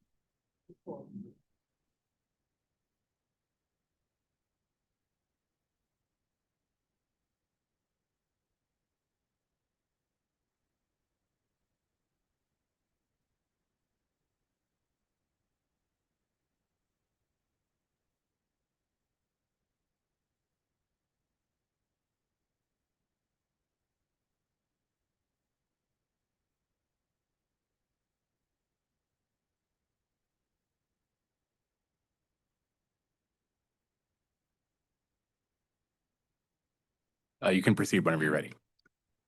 Mr. Dowling, I want to make sure I understand some of your testimony about the readings on the cathodic survey reports for the various years. Okay. We have pulled up on the screen Exhibit S11B, which is the cathodic protection survey report for 2023. Do you see that? I do. And you see there are 4 readings on there, each of which is 1.1, right? Yes. Now, I think I understood you to say that there's something missing from those readings, and could you explain to me what it is that you claim is missing? Yes, so it's both the polarity and the units of measurement. Okay, So now- I would, What do you mean by polarity? so a negative sign before the reading. And then also the voltage you want up there? So it's typically in millivolts. Right. But some sort of measurement unit so I can qualify those readings. So when you reviewed this particular report as part of your audit, I take it you made a determination as to whether this report was, first of all, a reliable indication that cathodic protection survey was done that day. Is that right? Yes, And did you conclude that that was the case? I concluded that it showed that cathodic protection was done. And did you conclude that there was any indication that these readings indicated excessive corrosion? But typically, the readings don't indicate directly whether there is or is not excessive corrosion. It's more the level of protection afforded to the system. Did you conclude that these readings indicated that there was an inadequate level of protection afforded to the system? It's hard to make that determination without the polarity and measurement units, but this isn't something we cited in the NOV. Going to ask you that question next. You didn't cite this as a violation either of indicating that the test wasn't done or that the record was inadequate. Am I right? Correct. And if this reading had well, first of all, I think you said the polarity reading should be a negative. Is that right? Correct. And that's because Spicer uses a standard of minus 850 millivolts for its cathodic testing, correct? Correct. So using a copper sulfate half cell as the reference electrode, which Spicer does per their procedure, the readings are expected to be negative in the event that the CP system is effective. And they're expected to be above minus 850 millivolts if there's adequate protection being provided to the system, correct? Less negative. So a reading of, for example, negative 900 millivolts would indicate adequate protection. And what would a reading of it is 1.1, that's a positive reading? It appears to be from this record. And would it be fair for me to conclude nevertheless that you didn't determine from reviewing this cathodic protection survey report that there was any indication that there was a risk to public safety with this facility in June of 2023? Is that right? That is correct. I'm combining my experience of seeing, Mr. Riley conduct the test correctly on September 2nd with what I'm seeing in the binders to make that determination. Based upon that, you concluded, I take it in June of 2023, that the system was receiving adequate protection, to use your term. Yes. And can we now turn to Exhibit S12, which is the cathodic protection survey report for the Mystic facility in August of 2023? Did you review that report as part of your audit? Did you say review? Yes. Yes, I did. And that report also contains readings that do not have, as you indicated, a polarity indicator, correct? Correct. And it doesn't state whether it was in millivolts or not, correct? Correct. And these readings would also indicate to you that they're positive, is that right? Based on what's written on the record, yes. And did you make any conclusion as to whether this report indicates adequate or inadequate protection being provided to the two tanks that were being tested? I'll note again that we didn't cite any deficiencies of inadequate protection based on this record. Would it be a fair assumption for me to make that if you determined, either in the case of the Dentist Building in 2023 or in the Mystic facility in 2023, that there was a serious risk of public health associated with inadequate cathodic protection surveys, you would have cited that, would you not? Yes. Thank you. Mr. Riley, I have a quick question. These last two examples you provided, are they both post-May 2021? Yes, they are. The 11B, S11B would be nearly 2 years after or more than 2 years after the date on which the authority claims that my client did not conduct cathodic protection survey of the facility at 20 Liberty Drive. And this one, Exhibit 12, would be a year after they claim there was a requirement to conduct cathodic testing, which was not done. And so the point I'm making is if the test results subsequent indicate adequate protection, then obviously there was no public safety risk previously. Would another interpretation be that there was no corrective action to start indicating the polarity and the units of measurement? Well, I can only tell you that, first of all, that was never cited as in any way a problem for my client. And that I think we're prepared to provide testimony if need be that these are the measurements and the way they've written the measurements, as long as they've done them and they've never been called into question. Would a well-trained, this may get into more factual stuff, so Chairman, feel free to object. Would a well-trained, technician, engineer understand the need for those reporting requirements? I would only note that Mr. Martin's pre-filed testimony indicates that he's been working in this field for decades doing this work, day after day. And this is the way in which he's written these findings, and no one has ever called that into question to my knowledge, Okay, thank you. including during this audit.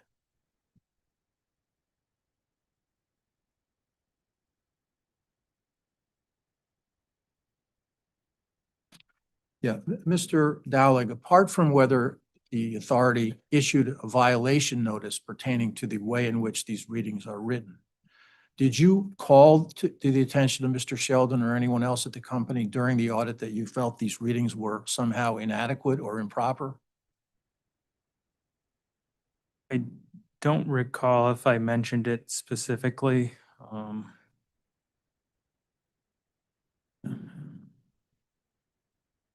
right, I'd like to direct your attention now to the portion of your testimony addressing Mr. Riley's qualification and the requalification training that he undertook. Do you recall that?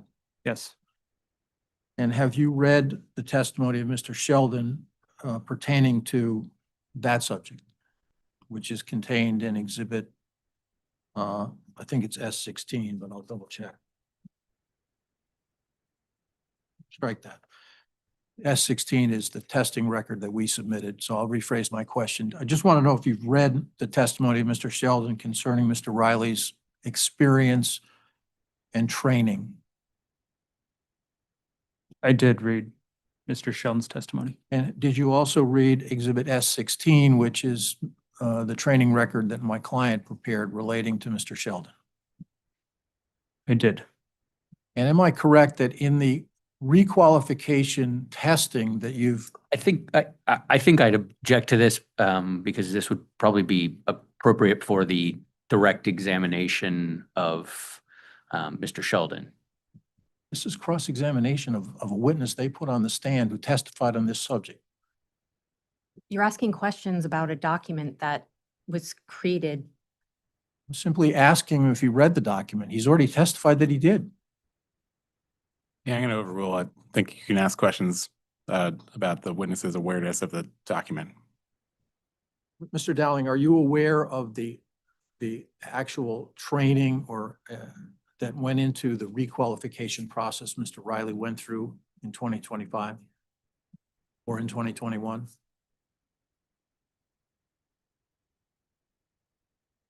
When you say aware of the actual training, familiar with what topics were covered or? That there are a number of training modules, for example. The one that he missed is not the only one he was supposed to take. Am I right? That's correct. I'd also like to know, when you first introduced this document, you said Mr. Sheldon. I just want to clarify that it is James Riley that I was talking about the whole time. Thank you for that clarification. So Exhibit S16, which you have read, is a record pertaining to Mr. Riley's requalification, correct? Correct. And it indicates that in the requalification process, Mr. Riley was asked to take over nearly 24 modules or training sections, correct? Haven't counted them, but. Sorry, sorry, if I may just object again. We don't know, I guess we're presuming the veracity of these documents, correct? That Let me take a moment to direct your attention to the training exhibit that your office introduced concerning Mr. Riley.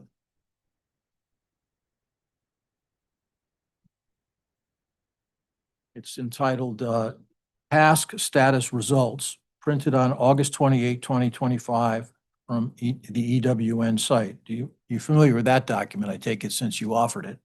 Yes.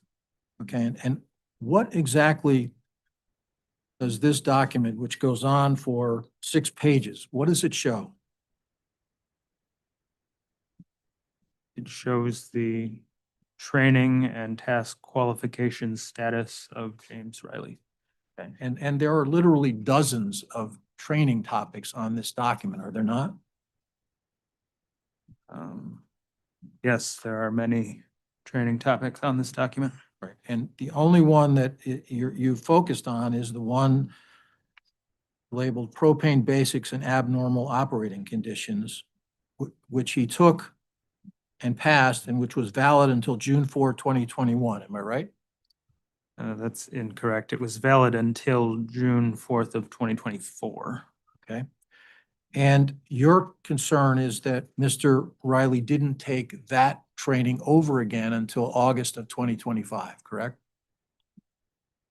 Correct. Neither the training nor the evaluation were performed.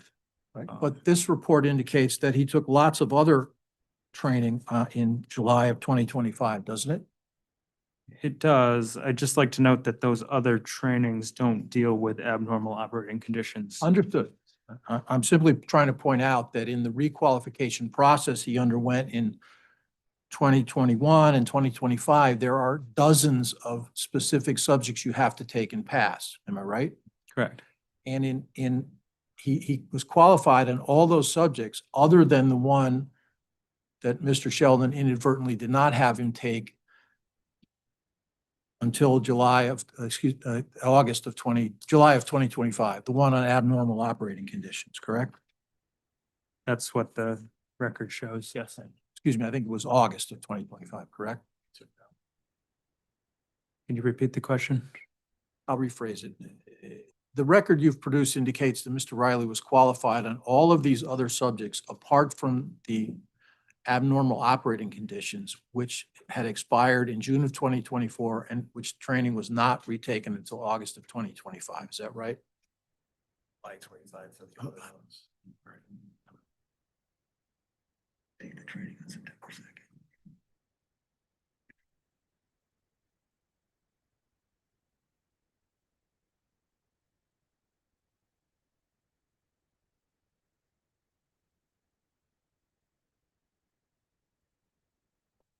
Um,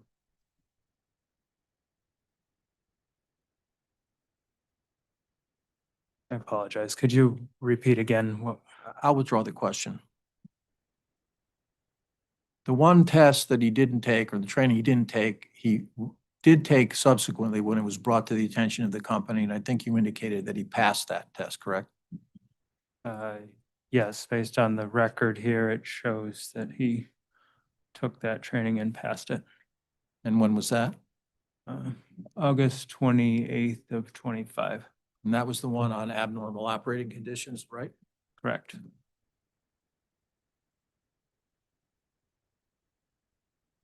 Am I correct that Mr. Riley had? Sorry, excuse me, Attorney Riley, I'd like to jump in with a question, please. Mr. Dowling, obviously there are many different qualifications listed on this sheet. Would you say that the one dealing with abnormal conditions and operations, where would it rate in terms of importance? Would you say it's in the top 1, 2, 3, at the bottom 20? Where would you place this in terms of what someone needs to do when operating these systems? Yeah, so I would place this as one of the more important tasks for operating the systems, simply because it's required to perform many of the inspections and tests that these technicians do.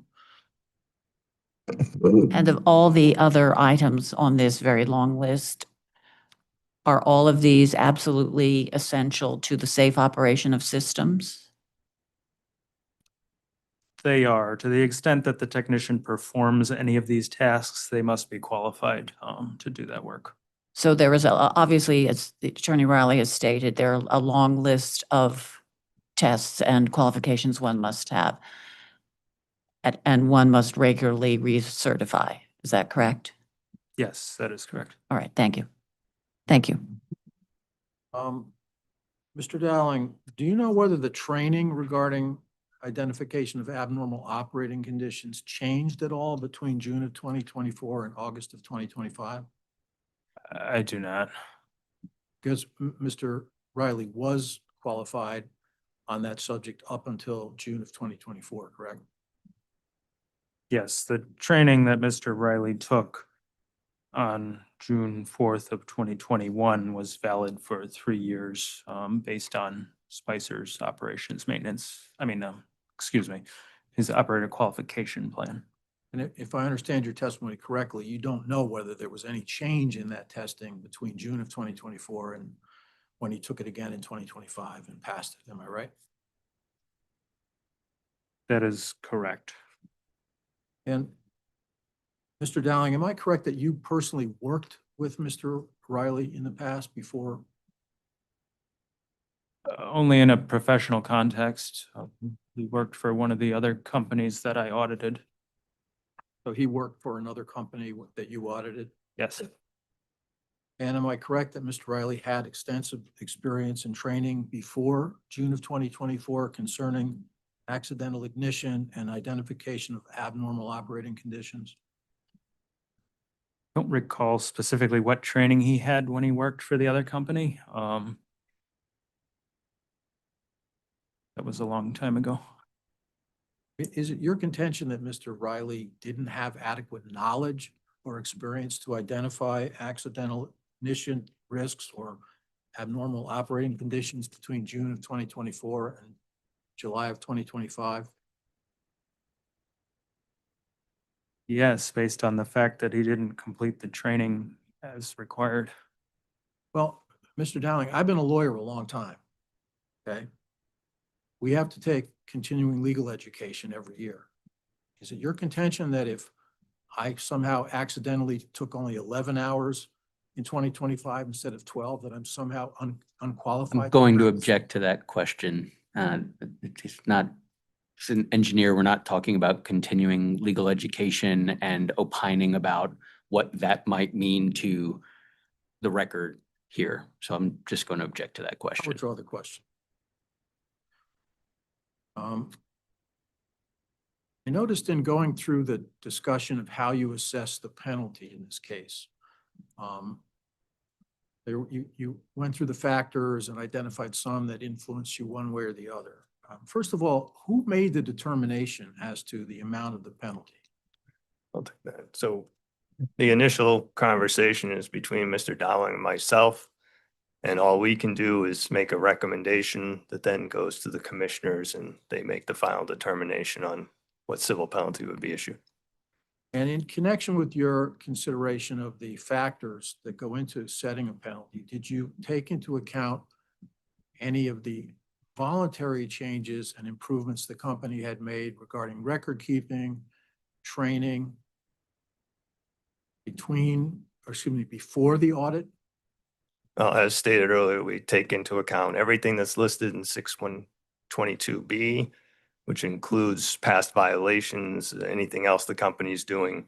All of that goes into us trying to come up with where we believe the proposed civil penalty should be. Now, I think you indicated, Mr. Dowling, that you conducted the audit of Hocon gas that led to the NOV that's marked as Exhibit S22. Is that right? Give me a moment to check on S22, but I did conduct an audit of Hocon Gas. I'm sorry, yes, S23, my mistake. It's the notice of violation dated February 23rd, 2026, issued by Pura to Hocon Gas, Inc. I did conduct this audit.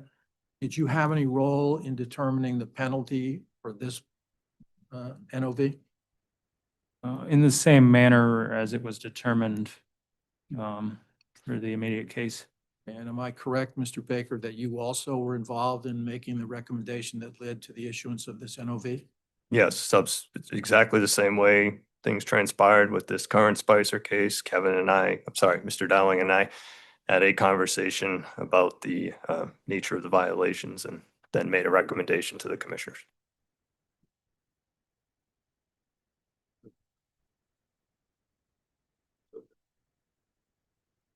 Do you have any notes of these considerations or discussions or conferences concerning the imposition of the penalty on Spicer or the penalty imposed on Hocon? I do not have any notes from those conversations. So there are no records in the authority as to how these determinations were made? Is that your testimony? I'm saying there's nothing written. Do you have anything in writing on that subject? I do not. And you don't either, Mr. Baker? No. Now, do you know anything, Mr. Dowling, as to the size of Hocon Gas Incorporated as compared to Spicer? Not off the top of my head. Am I correct that Hocon is one of the larger suppliers of propane gas in this state?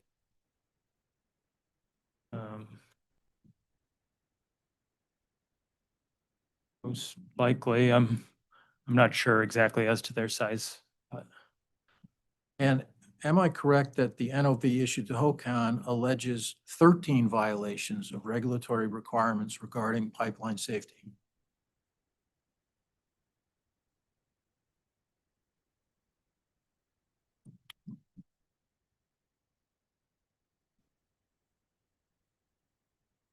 I have to go through and count them. Give me a moment.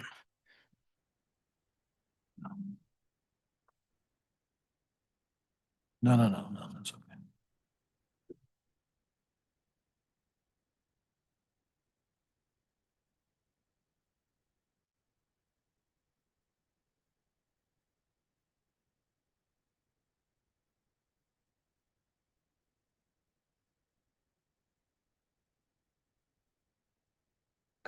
You'll have to explain it's complicated, right?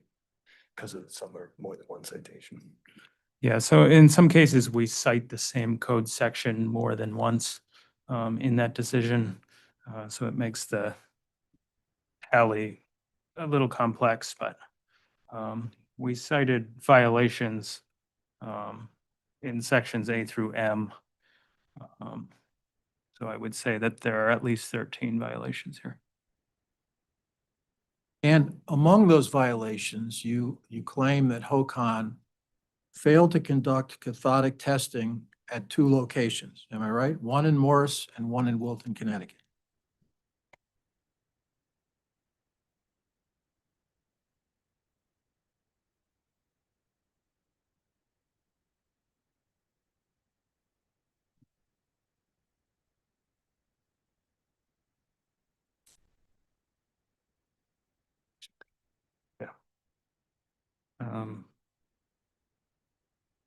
I'm seeing violations for different locations. Could you repeat the locations? One in Morris and one in Wilton, Connecticut.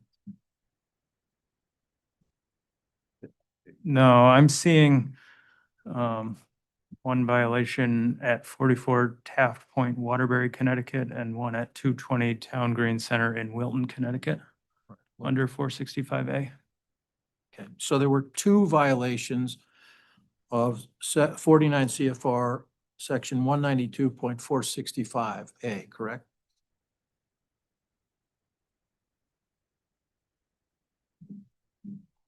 Yes, And that's the same violation that you allege Spicer was guilty of in two locations, correct?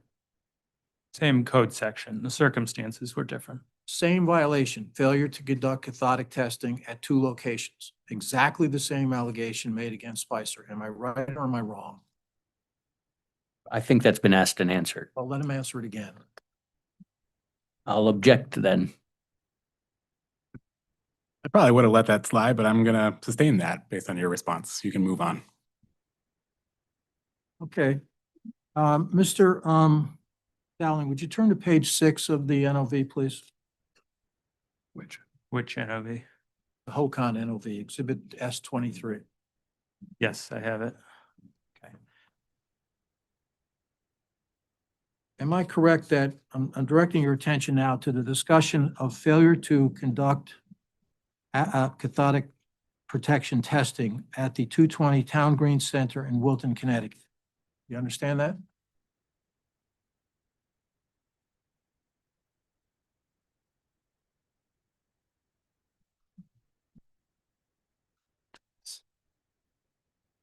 It's the second paragraph of subsection C on page 6.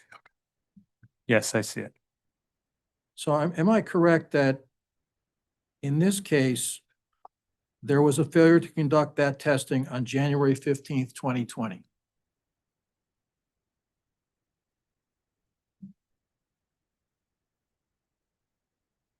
I think this violation deals specifically with remedial action following low readings. Let me just read the first sentence of that second paragraph to you. On January 15, 2020, the company conducted cathodic protection testing at 220 Town Green Center, Wilton, Connecticut, during which two readings did not meet the minimum protection criteria identified in 49 CFR Section 192 Appendix D. The testing included two readings of negative 0.8 volts. Okay, and it goes on from there. And that indicates that the company did not meet the minimum negative voltage requirement of at least 0.85 volts, requiring remedial action within 15 months of January 15, 2020. Did I read that correctly? Yes, Okay, so the test in January indicated that they had not, that the results were below the 0.85 standard and that there needed to be some remedial action taken, correct? correct. And then there was another test on March 2nd, 2021. Am I right? 14 months later. Yes. And what did that test reveal? That test revealed more readings that did not meet the standard. Okay, and then there was another test on May 17, 2022, 28 months after the first test in January 2020. Am I right? Yep. What did that test indicate? The same thing, that the readings did not meet the standard required. And when did the standards, well, strike that. On May 17, 2022, 28 months after the first test, was there another test?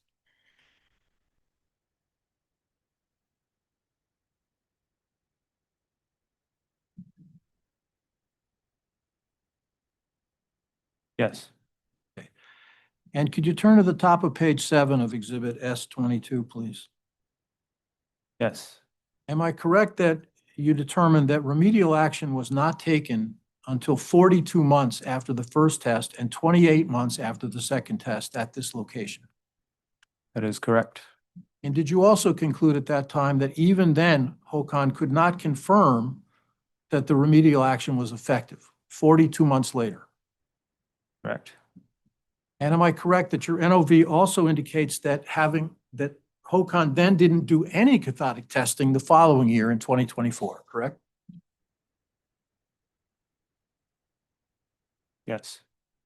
And then. Sorry, may I, just maybe to point of clarification, I think the notice of violation in the other docket speaks for itself. So to the extent that we'll just be having Mr. Dowling confirming the accuracy of the last NOV, I think we would stipulate to the accuracy of the last NOV in the other docket.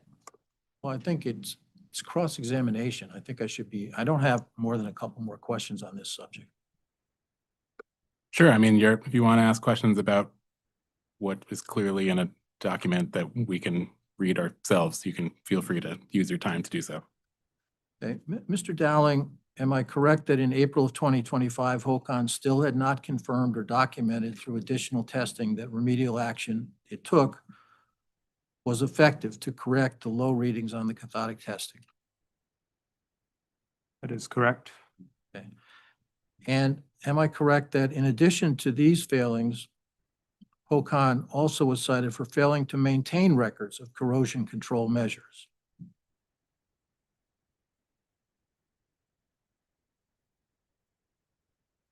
Correct. And it was cited for failure to make and retain records of pressure testing, am I right?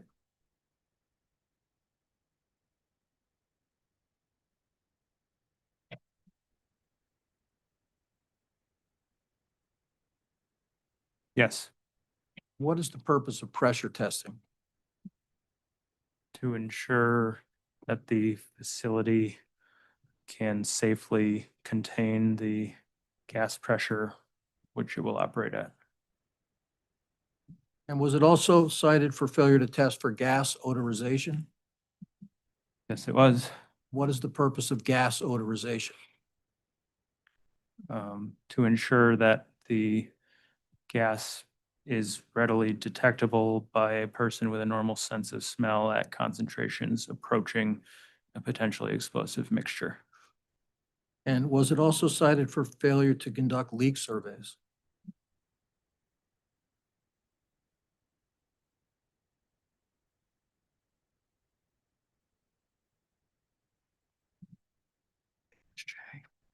Yes, it was. What is the purpose of leak surveys? To identify any hazardous leaks on the system. And was Hocon also cited for failure to conduct annual inspections and tests of pressure regulating equipment? Yes, What is the purpose of that test? to ensure that regulators and relief devices are in good mechanical condition, adequate from the standpoint of capacity and reliability of the operation of the service for which they are employed, set to control or relieve at the correct pressure, consistent with the pressure limits of 201A, and properly installed and protected from dirt, liquids, and other conditions that might prevent proper operation. And is there any type of risk to the public if those things are not done?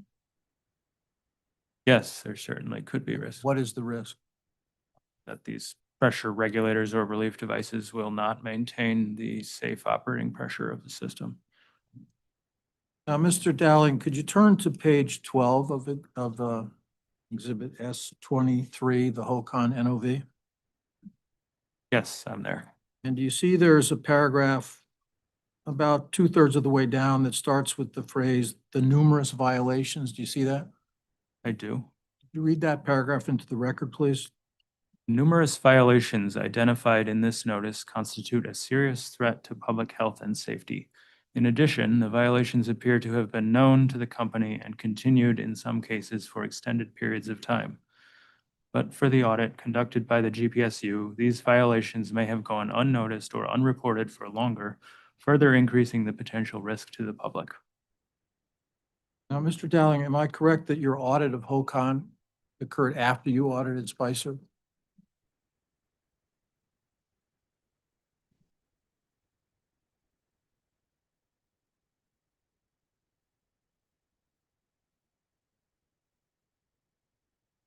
That is correct. And am I correct that the NOV issued to Hocon was issued after the NOV that was issued to Spicer? That is correct. And am I correct that in view of all of the violations set forth in this NOV issued to Hocon, Exhibit S23, the authority's proposed fine for all of that is $28,000? The fine issued by the authority was 28,000, yes. And how much, I'm sorry, can you tell me how much of that total $28,000 penalty issued to Hocon was attributed to violations related to failure to conduct cathodic testing? I'm just going to object to that because ultimately that's, the prerogative of the commissioners ultimately. Mr. Dowling could maybe speak to his general opinion about where the fines may lay, but ultimately it's approved by the commissioners. I think if the question is in GPSU's view, what the appropriate allocation of fines should be, I think that question's appropriate. If that's the I'll question. rephrase the question. Mr. Dowling, did you make a recommendation regarding the total penalty to be assessed against Hocon for these violations? In conjunction with my supervisor, yes. And what was that recommendation? 28,000. Okay, did you, in formulating that recommendation as to the total penalty, did you allocate any proposed penalty that you would recommend for the violations pertaining to failure to conduct cathodic testing? We consider the violations as a whole. I don't recall how much was allocated to that specific violation. Well, it was certainly less than $90,000, wasn't it? Yes. Attorney Riley, I don't mean to interrupt, but it's getting to be lunchtime, so I'll let you continue. I think I'm almost done. Okay. I was going to say, If I could just have a minute to review my. sure.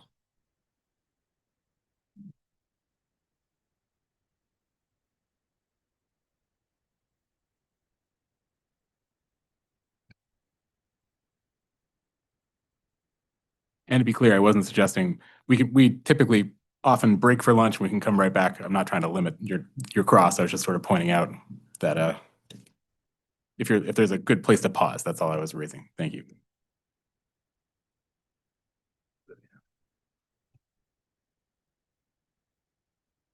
I guess I would ask either witness, do you have any written documents regarding the allocation of the penalty imposed upon Spicer or the penalty imposed upon Hocon? Emails, text messages, memos, anything? I do not. I don't either. Are you aware of whether there are any such records in the possession of the authority anywhere else or in anyone else's possession?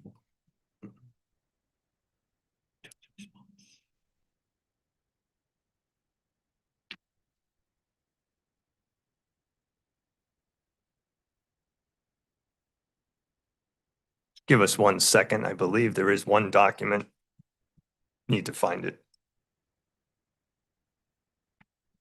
Perhaps we could take a break now and the witnesses could look for those documents, and obviously we'd appreciate the opportunity to review them. It's a motion ruling. I just can't remember which motion number it is, but it's clearly in the public record. That's the only place I'm aware of that there's anything written down that explains the differences. Are you referring to a motion ruling issued in this matter? Yes, Okay, then, or the Hocon matter? I don't believe there were any motions issued in the Hocon matter. So the only document you are aware of that deals with how this penalty against Spicer was determined is a ruling in response to one of our motions, is that correct? The only written document that I'm aware of is a motion ruling in this case. Well, perhaps when we come back from the break, the witness could identify that ruling for us. Sure. So why don't we break until 1? And in the meantime, if the panel can identify that motion ruling, then you could ask again after break. Thank you, Mr. Chairman. Thank you. We'll break until 1 o'clock. Can we leave this stuff here? We can, yeah. Okay, we'll leave the stuff here. Turn that off. It turned off, yeah.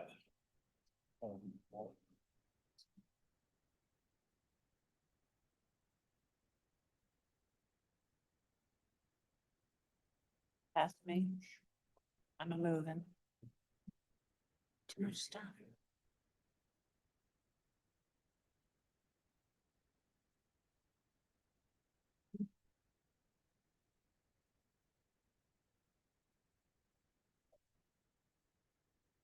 No. Yeah. Okay.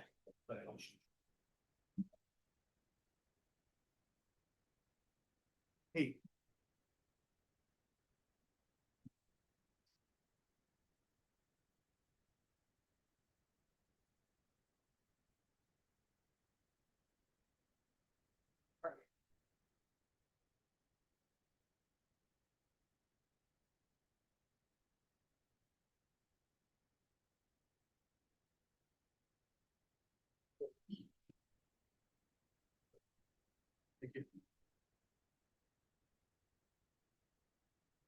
do that.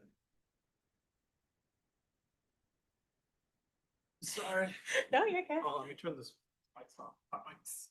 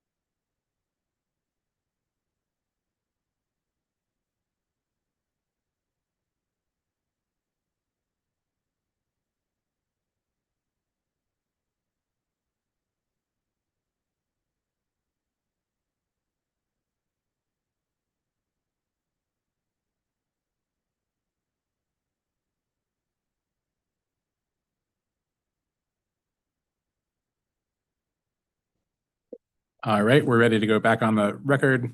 I'll just ask if there's any administrative matters that came up over the break before we proceed with cross from anyone. Okay, we can get right back to it, Attorney Riley.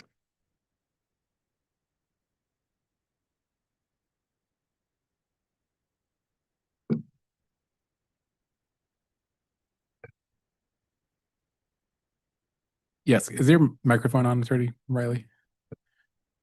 No, it was not, sorry. Sure.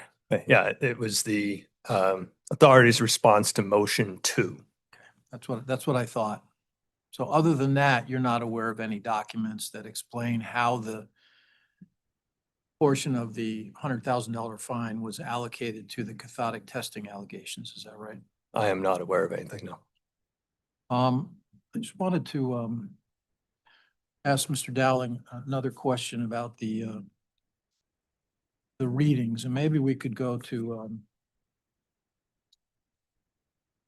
Exhibit 10B, please. Sorry, Mr. Riley, was that B or D? B as in boy. Thank you.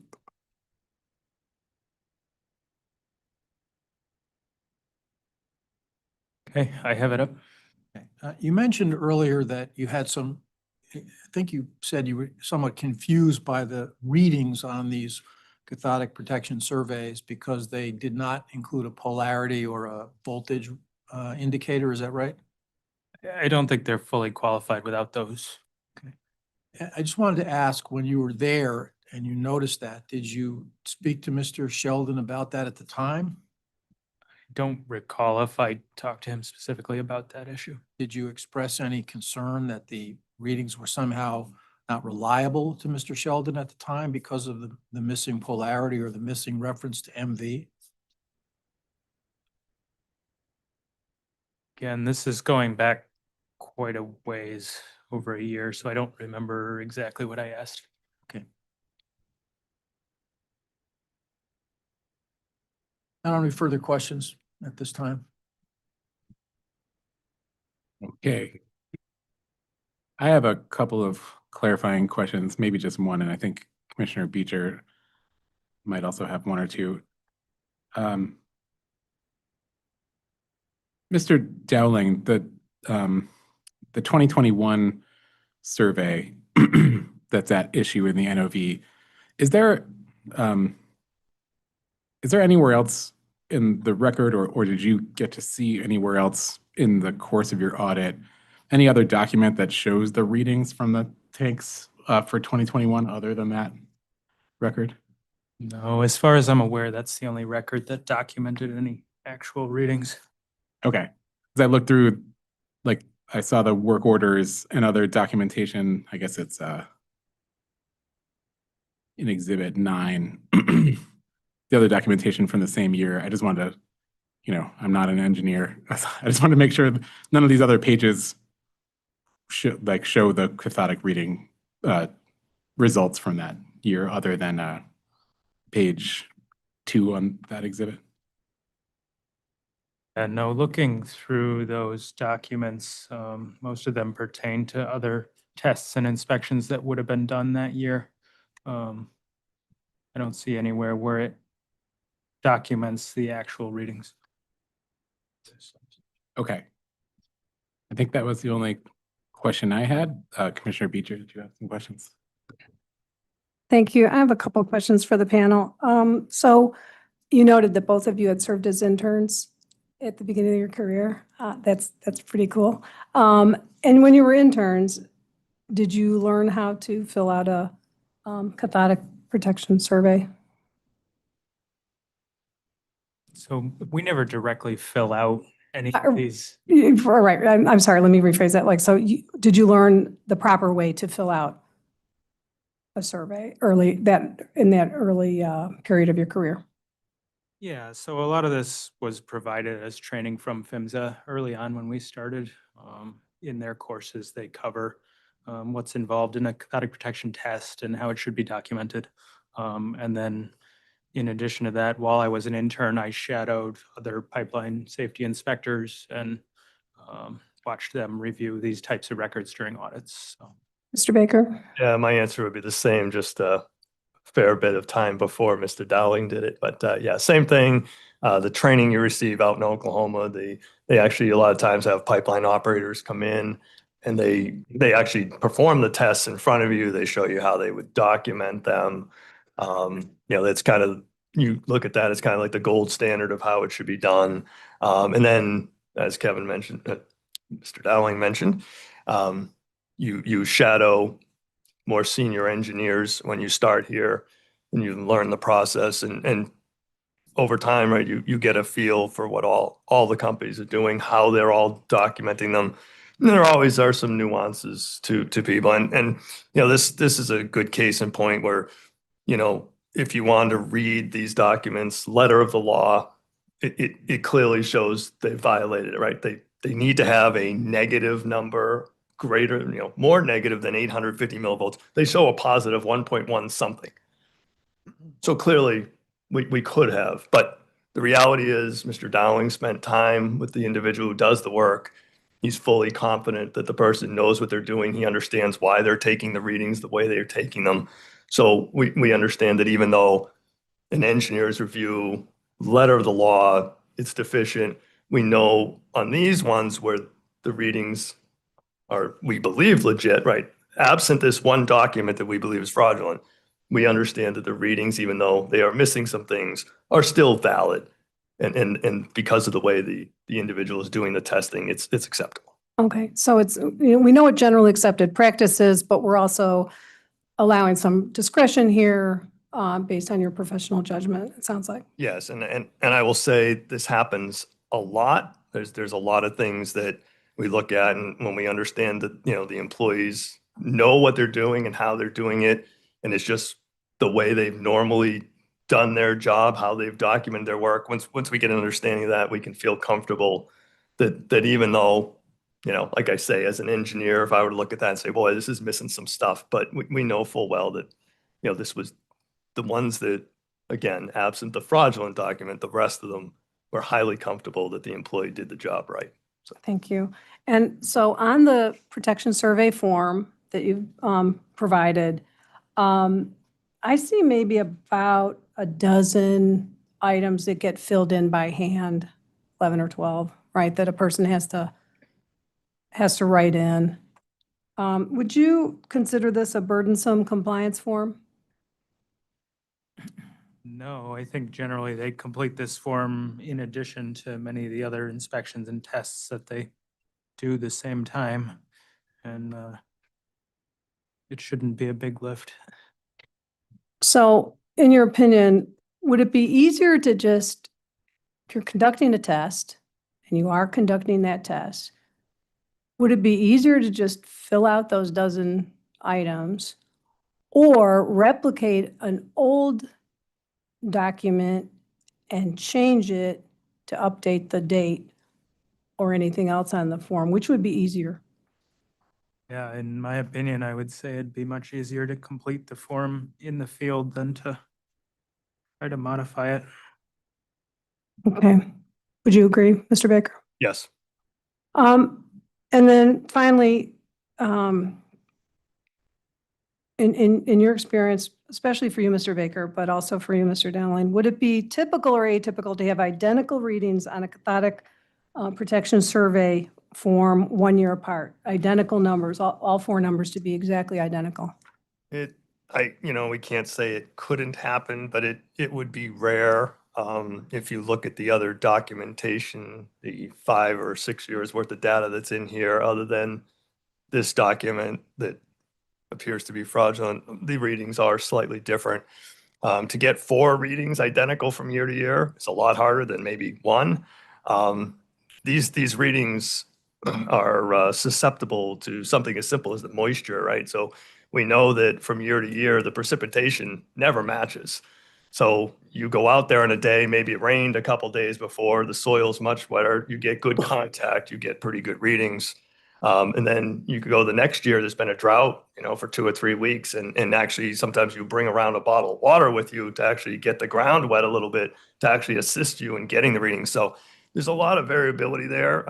The corrosion, the anodes that you use are what they call sacrificial anodes. So those are, for lack of a better word, chewing themselves up to protect the steel that you want to protect. So those are changing all the time as well.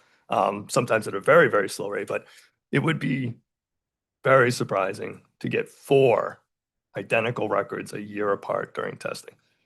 Thank you. Would you agree, Mr. Dowling? Yeah, I share the same sentiment. I think it's highly unlikely. Not impossible, but highly unlikely. Thank you.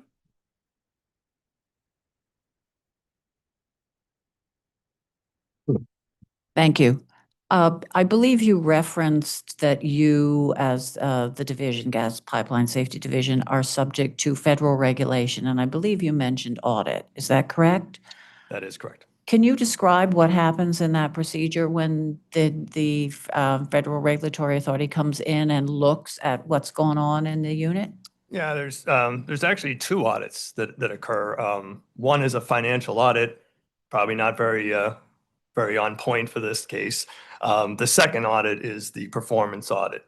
And that's broken down into a couple different pieces as well. We have to present an annual progress report, which is it spells out everything we did in the last calendar year.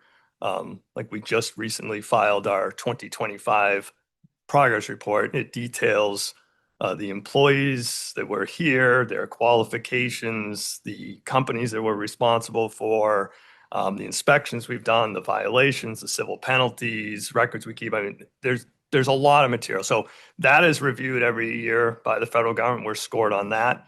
Then they physically come here and perform an in-person audit. That actually will be happening next week for us. And they review our own internal processes, our procedures, all of our, I shouldn't say all, but a significant portion of our records that we've created in the past year. They go out in the field with employees of the unit to watch them perform the inspections. There's a whole set of criteria that, you know, the auditor is looking for to make sure our inspectors are doing the right job. They take our operation from A to Z and really put it under a microscope. And I believe you mentioned that we received a 100% rating for the past 20? At least the past 16 years I've been 16 charged, and I believe we had a couple years before that, but I just can't remember exactly. But I can commit to the 16 years I've been in charge. So And so they will investigate a sampling of contemporaneous records that you've been keeping, looking at specific forms and documentation? yes, and not only, you know, they take that from A to Z as well. So they say, well, you know, how did you perform the audit? Who performed? How many people? How many days? How many contact hours? Show me the, you know, the documentation of the regulations that you audited on. Show us the results of that. That includes procedures and records and operator qualification, all, you know, things we've been talking about here today.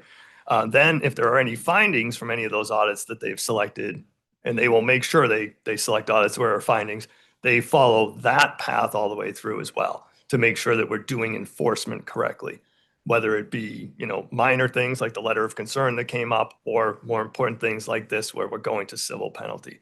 They take all that and they review all that as well to make sure we've hit all the milestones we're supposed to hit. And to your knowledge, have they ever found documentation missing?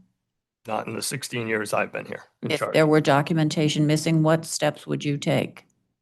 Well, I mean, first of all, they would cite us for it. They would deduct points. It could affect our federal grant funding. The chairman gets a letter detailing every one of the misgivings, if there are any. If they're not, he gets a nice letter saying everything's good. But when it's bad, then we have to come up with a remediation plan to figure, you know, what went wrong, why did it go wrong, what processes can we put in place to make sure it never happens again. All right, and I'm going to ask you a hypothetical. So let's say you went to a gas company and you discovered a piece of missing documentation and they came back to you and said, I'm sorry, we just can't find this. What would your steps be? So just like in this case, you know, the information comes back, it gets reviewed with me. We sit down, discuss, you know, what was the issue? Is there any mitigating circumstances? Are there other documents to prove something out one way or the other? There's a lot of variables that could happen, but at the end of the day, if they're missing something, there'll be a citation of some sorts. We have to figure out which violation, which code citation to cite them under. And then that process just rolls out, and then we do our due diligence to make sure that the company has corrected it, that we do follow-up inspections and everything else to make sure it's straight. Would you view an admission of, we just can't find this document differently than you would view what's been the allegation in this case that something was fraudulently provided? Yes, absolutely. And it happens all the time that we come into audits and companies have done their due diligence ahead of time and they know where they're missing things. I think Mr. Dowling referenced that in the Hocon case. They told them, hey, we messed up this and this, our mistake. And that is looked at differently, right? The culpability of the company, were they on top of it? Did they find it? We've had that all the way to this kind of a case where it appears to us that somebody tried to hide a non-compliance, which is really the opposite end of the spectrum of coming forward and saying, hey, we found it on our own, or quite frankly, not having a violation in the first place, Right. which would be the best scenario. And when you do these inspections, are they noticed? Or do you show up unannounced? It depends on the type of inspection.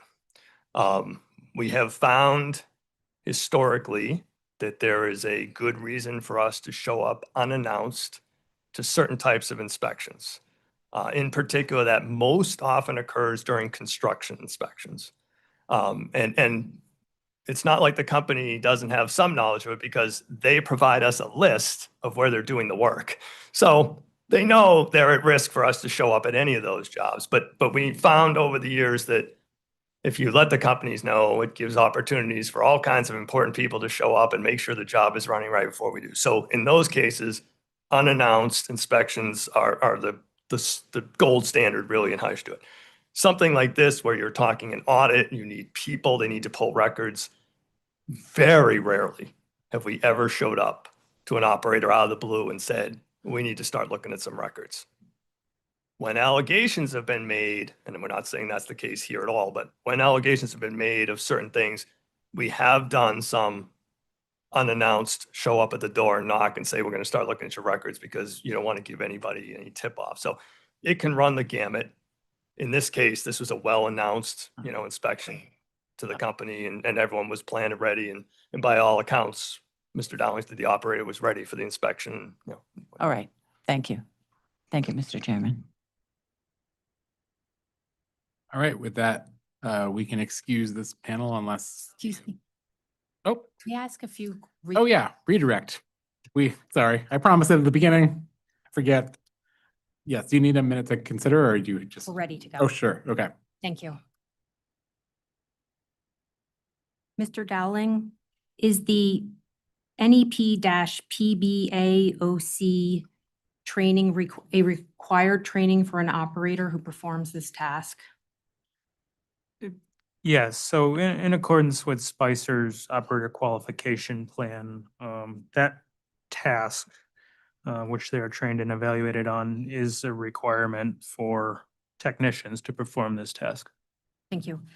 Did you, when you were conducting the audit of Hocon Gas, did you find any evidence of fraudulent records? It did not. Did the NOV issued to Hocon Gas refer to any fraudulent records? It did not. And this is to the panel. Is it your understanding that the authority may increase or decrease the penalty for the alleged violations in the NOV? Yes, they could go either way. And my last question is for Mr. Dowling. Do you recall Attorney Riley asking you, aside from the fraudulent record, you do not have any other evidence to support your conclusion that the test wasn't done that day? I do. Was there anything else to support your contention that the test wasn't conducted? So I would just point out that the first time I reviewed this set of records in the binder, that particular record was not there. I had to request it specifically from the operator before I had a chance to review that record. Thank you. That's all the questions. Can I have some brief recross? Very brief. We don't typically do recross, but I'll give you If you promise it's brief, I'll give you some recross. Mr. Baker, there hasn't been any federal audit of your audit of my client Spicer Plus in this case yet. Is that right? The federal review that encompasses the 2025 records will be occurring next week. And Mr. Dowling, well, actually, both of you, if I understand your testimony correctly, it is that my client, someone altered the cathodic test report in 2021 in order to conceal the fact that the test had not been done. Is that a fair summary of your testimony? Testimony has been that the document was fraudulently created. It does then hide a non-compliance. The record's not there. You have a non-compliance on your hands. A document is there. It purports to cover that non-compliance. But you gave this company advance notice that you were coming. Is that right? Yes, Okay, and when you came, the document you questioned was not in the binder with all the other documents, was it? that's correct. And am I correct that there is a separate regulation that governs the failure to maintain records? And in fact, that regulation is cited against HOCON for failure to have records, correct?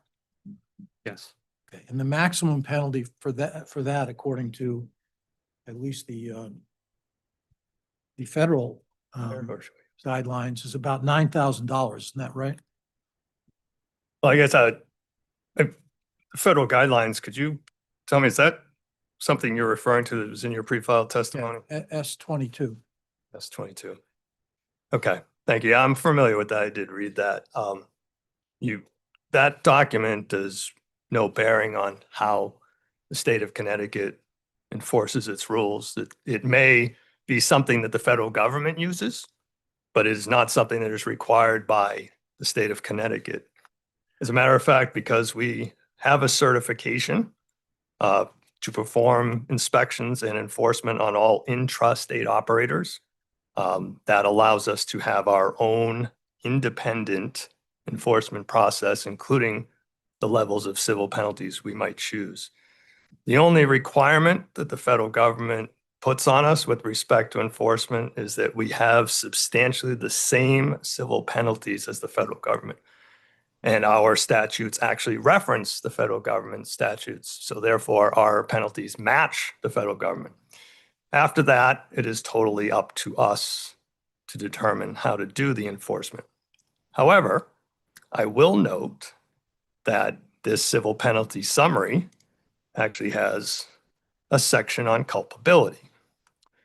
If you were to refer to the bottom of page 2 of the document, in the left column, it says culpability, and in the middle, it says based on operator actions before the violation occurred.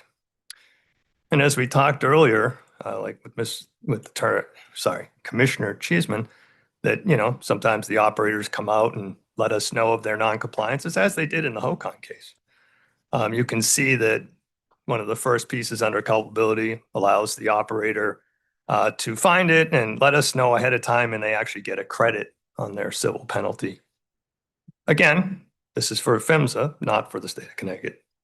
However, if you go to the opposite end of the spectrum and go to the bottom of that page, the bottom of the culpability section, is a statement: the operator took egregious action, examples, manipulation of records or reconfiguration of equipment that evidenced an effort to evade compliance or conceal non-compliance, which I think fits perfectly with what we have noted here in this case.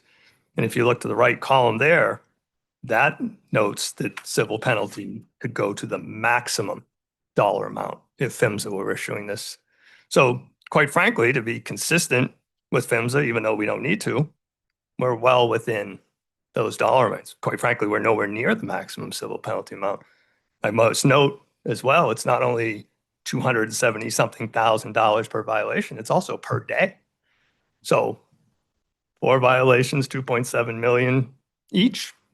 I don't think we're anywhere near the maximum that PHMSA says itself it would call out if they had a similar case where they were doing these enforcements. That's based on your understanding or assumption, however, that the test wasn't done, isn't it? As we said, we believe it's a fraudulent document. Hold the document up to the light. Everything on that document is identical. There is no way somebody could have written that document 1 year apart to have absolute identical spots on the form, the signatures, the dates, everything identical, with the exception of the places where clearly somebody has manipulated the document as the lines don't even line up. Yes, but from that piece of evidence, you infer that that means the test wasn't done. Am I right? Didn't say the test wasn't done. We're saying that this is a fraudulent record.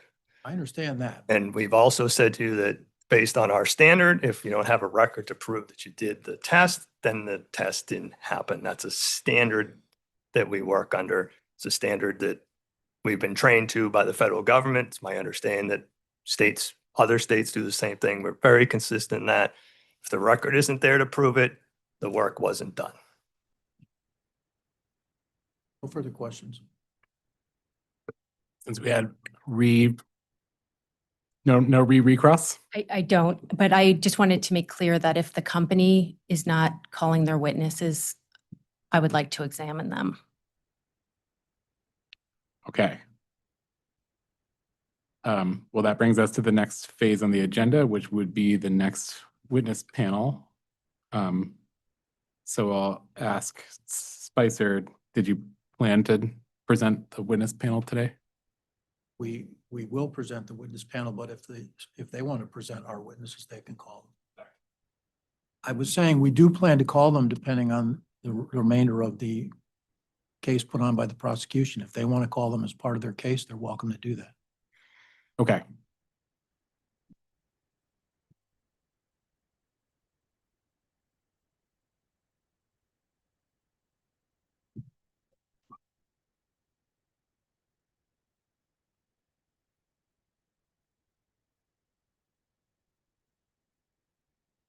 Just I guess the clarification is, this is not right, like, this is not a criminal proceeding. We're operating under the Uniform Administrative Procedures Act. A preponderance of the evidence standard. I'm ultimately and I guess this is a question for counsel. I guess, are you not presenting pre-filed testimony? Are you not? As I said, we'll make a determination on what we're doing when you rest your case. You have the burden of proof. You have the burden of production. You have the burden to prove by a preponderance of the evidence the violations you've alleged. When you've concluded your process of doing so, we'll determine. And we'll call the witnesses. All right. So we'll have the Spicer panel No, approach they to be move here and we go there.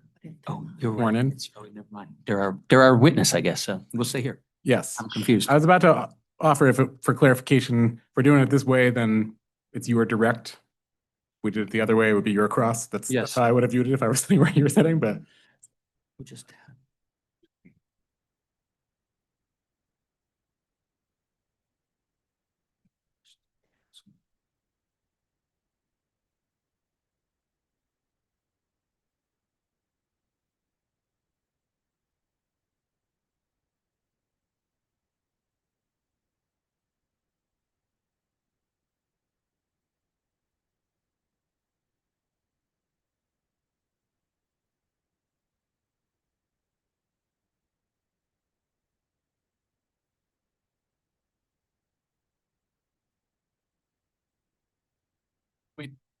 we typically witness panels are introduced by their counsel who are typically seated there.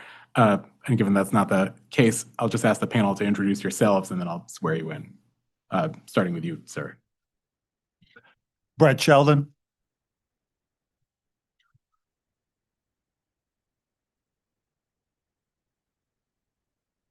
John Holstein. There you go. John Holstein. Al Martin. Thank you. If you'll raise your right hand, I'll administer the oath. As set forth in General Statutes 125, you solemnly swear or solemnly and sincerely affirm, as the case may be, that the evidence you shall give concerning this case shall be the truth, the whole truth, and nothing but the truth, so help you God, or upon penalty of perjury. I do. Thank you. All right, the panel should be ready for direct. Thank you. I'm going to start with Mr. Sheldon. Would you please state your name and title for the record? Brett Sheldon, I'm a safety and compliance officer. In this proceeding, did you sponsor pre-filed testimony dated March 17th, 2026 in responses to interrogatories? Yes, I did. Do you adopt those materials as your sworn testimony under oath? I do. Do you have any modifications to those materials? I don't think so, no. Thank you. Mr. Holston, please state your name and title for the record. Jonathan Holstein, Vice President of Spicer Plus. In connection with this proceeding, did you sponsor pre-filed testimony dated March 17th, 2026 in responses to interrogatories? Yes, I did. Do you have any modifications to those materials at this time? I do not. Do you adopt those materials as your sworn testimony under oath? I do. Thank you. And Mr. Martin, would you please again Yep, state your, my name is Dale Martin. I'm a qualified operator, and service technician. thank you. In connection with this proceeding, did you sponsor pre-filed testimony dated March 17th, I did. 2026? I don't believe you sponsored any interrogatories. Is that correct? No, Do you have any modifications? no, I don't.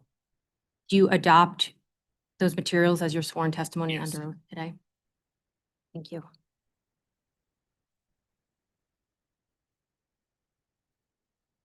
Mr. Martin, my first question is regarding page 1 of Spicer Exhibit 9B, which is the work order. Yep. Can you explain why your name is handwritten over Everett F's name? He ever could have maybe not came in that day or, there was like 3 of us at that time that did the qualifications. So, I mean, I lived closer to that area, Hebron, live in Colchester. So normally they gave me those jobs, like on your way home, get these, or, toward the end of the day. So it could have been either. I'm not sure why. You don't know why. No. Okay, my next question is regarding page 2 of Spicer Exhibit 9B. I'm not gonna do those. You can have my set. Thank you, sir. Sure.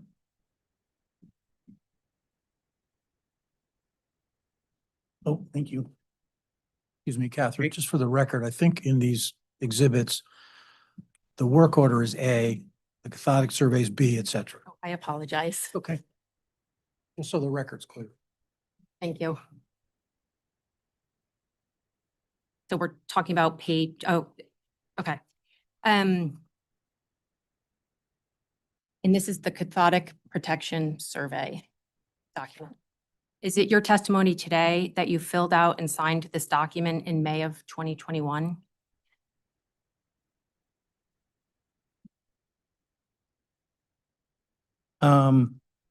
Of 2021. Well, this looks like all my writing. I don't know why, something's been changed or whatever. But yes, It is your testimony that you signed yes, I did sign that. Yes, in May of 2021? it's a long time ago. I can't, I did so many of these, I can't recall the dates, but if the work order said I was, this is the one that you say is fraudulent. I definitely signed it, but, I understand it's your signature, but did you sign it on that in May of? oh, yes, I'm sure I signed one on that day. But I don't know if it's this one, is that what you're saying? That's what I'm asking. Did you sign this one in May of 2021? It's kind of hard to say. It's been so long. I mean, I did, obviously I signed it. I mean, That's your signature. yes, that's my signature. Thank you, thank you. Okay, the next question is,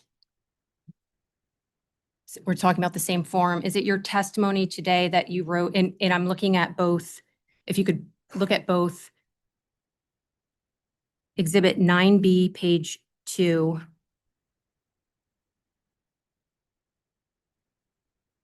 And Spicer Exhibit 8B, page 2.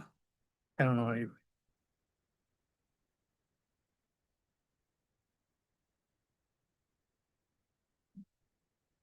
I don't know, Johnny. I see this one. We put them, so let's put them up on the screen. Oh, It would be in here. Stuff on here. Section, Oh, okay. section 9, is it, so what is the? And we'll. We're gonna pull them up. Okay. That's kind of tricked. Are these the Oh, it's exhibits there. you put in this morning? No, these are. It's signed it, but it's not. Okay.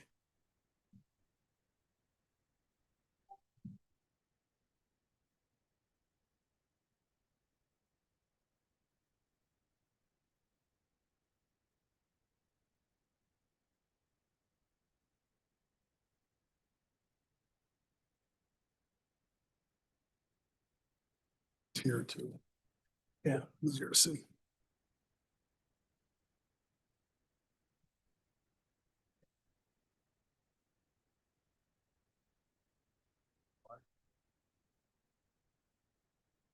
So, Mr. Martin, both of the documents are now up on the screen, so it's easier to Yep. see.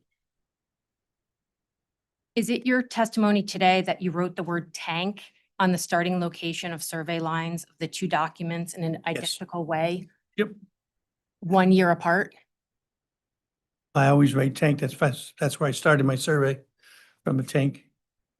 And you made the K exactly the same? I don't know what that, but I mean, my writing's pretty sloppy. It's always the same kind of.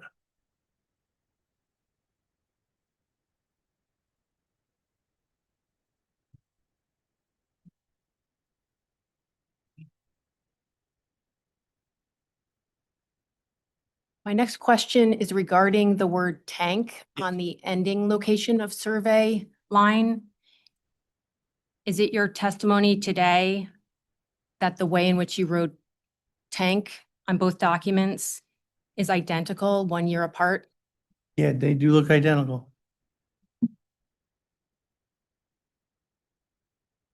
Is it your testimony today that you wrote the check mark next to the yes on the underground tank lines of the two documents in an identical way 1 year apart?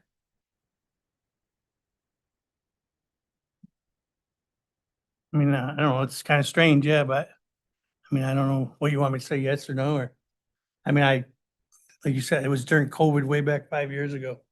I don't know, yeah, Is it your testimony today that you wrote the number 1 on the reading number 1 lines of the two documents in an identical way 1 year apart? yeah, I don't know why they're identical. That's what you're asking me, I don't. For each of the Yeah. every number that are identical on each document 1 year apart? That's your testimony that you wrote them in the, Well, I mean, I know it's kind of weird that they're identical, but I definitely was there that day and wrote a paper down, but I don't.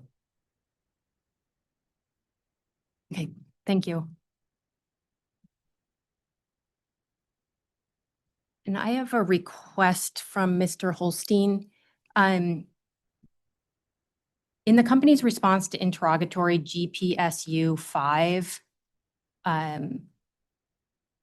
which requested that the company provide all the patrolling records for calendar years 2024 and 2025, including the date and name of the technician who performed the patrolling for all of Spicer's LPG facilities within the scope of 49 CFR Part 192.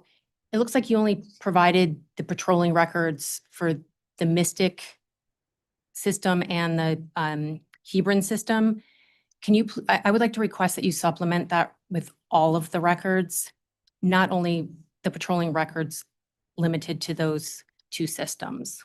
So, Mr. Chairman, we, as we did in our responses to that particular interrogatory, we objected to that broad scope request because our position is that the only relevant patrolling records are for the two facilities that are under investigation here, the Hebron facility and the Mystic facility. Chairman, the audit was of all of the operation and maintenance records of the company. It was not limited to Hebron and Mystic. The GPSU happened to find issues with the records for Hebron and Mystic, but that the investigation was not, or the audit was not limited to those two facilities. And if I may, Chairman, the notice of violation is limited to those specific violations for those specific facilities.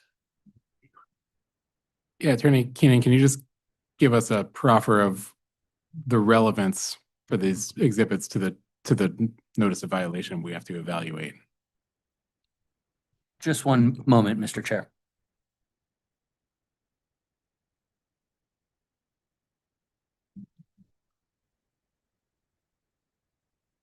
We're requesting the patrolling records because it's relevant to the violation of the training regulations, which are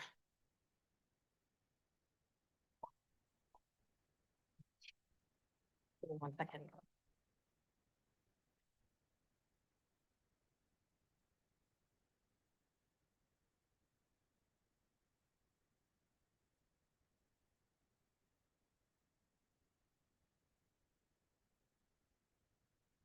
Having trouble getting the NOV. So. Violations of 49 CFR 192.805 subsection B and 49 CFR section 192.805 subsection H. Understood. Can you just explain what it is about those records that'll be helpful to the authority in evaluating that portion of the NOV? We wanted all of the records that show the operators that conducted covered activities to ensure that they had the requisite training. In the case of Mr. Riley, he's missing the NEBSAC, I'm probably not pronouncing it correctly, training.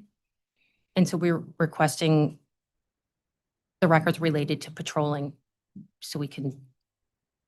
Okay, so does it go to the kind of the seriousness of the violation of operating after the training is expired? Is that the theory? Correct. Okay. They provided records, but during the audit, I don't want to testify for the witness, but he did see other records. But they did not provide them to the authority in response to GPSU 5. Okay. Mr. Chairman, the notice of violation stands on its own. It's got 3 discrete violations as authored by GPSU and the authority. And that's what we were provided notice of. If the auditor had questions, additional questions of Spicer Plus at the audit, they had the ability to ask for those. And I'll just say that we're here today limited to those 3 violations as articulated in the NOV. Okay, understood. I think that these do appear, I mean, I am going to, overrule the objection. It does appear, I see the relevance potential for the documents. I will say, if the company chooses to just decide to refuse to provide the documents, I don't know if there's anything we can do about it other than consider that in the, whether that has relevance or not in our consideration of the NOV itself.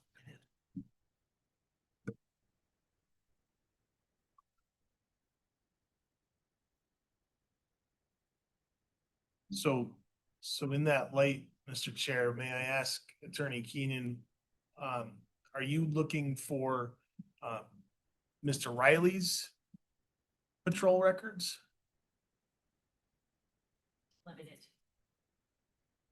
You may limit it to Mr. Riley's records or the patrolling records for Mr. Riley. Mr. Chair, I know you've ruled on it, but we'll maintain our objection, simply because the NOV talks, charges a violation, an allegation that Mr. Riley was, unqualified for one particular task, while performing patrols. That's the investigation. And it's limited to the NOV, but we'll. I understand. I mean, to explain my ruling, from my perspective, we have to decide two things with respect to each allegation. We have to decide whether the allegation is true, but then secondarily, we have to decide if we decide that it's true and that a penalty is warranted, we have to decide the scope of the penalty. And that is going to require an analysis from our perspective and in our discretion of the seriousness of the alleged behavior. We have to weigh all kinds of criteria in determining the appropriate penalty, potentially, if we apply one. So I do see this relevant to that determination. In other words, my understanding of the question of the requested document is that it might show, I don't know because it's not in the record, it might show that an employee was performing tasks without having appropriately updated training. That I can see as being relevant to our determination of how serious it was that the employee didn't have updated training. Does that make sense? Thank you, Mr. Chair.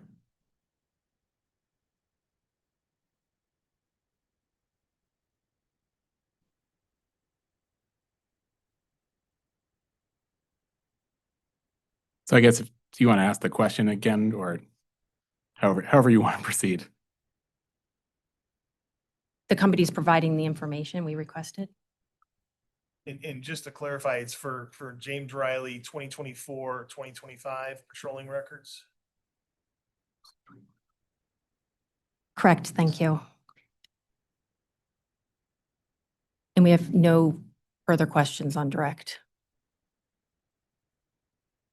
Okay, just procedurally, how are we going to proceed? Is the request for those records to be filed just as an additional exhibit to the record? Is there? As a supplement to the interrogatory that the original interrogatory asked for all of these records. So as a supplement to that interrogatory would be preferred. Okay, and which interrogatory do you know? GPSU 5. Okay, so the request would be for GPSU 5 to be supplemented with that requested information. And I think, do you have would a week suffice, Mr. Cook, or I'm just trying to figure out we like to put deadlines onto supplements. Would you be able to get that information in the record within a week? So that'd be the 30th of March? Yes. Okay. So if that could be supplemented by the 30th, we'd appreciate it. Thank you. Okay, sure. So Spicer, do you have any cross for the panel? Yes, we do. Thank you. Mr. Martin, you're aware of the work orders for the dentist building in Hebron that are dated 2019, 2020, 2021, 2022, and 23. Yes, And are you also aware of the cathodic protection survey tests dated for 2019 all the way through 2023 for the dentist building? yes, How about the LP gas system leak survey reports 2019 to 2023 for the dentist building? yes, I've looked at all.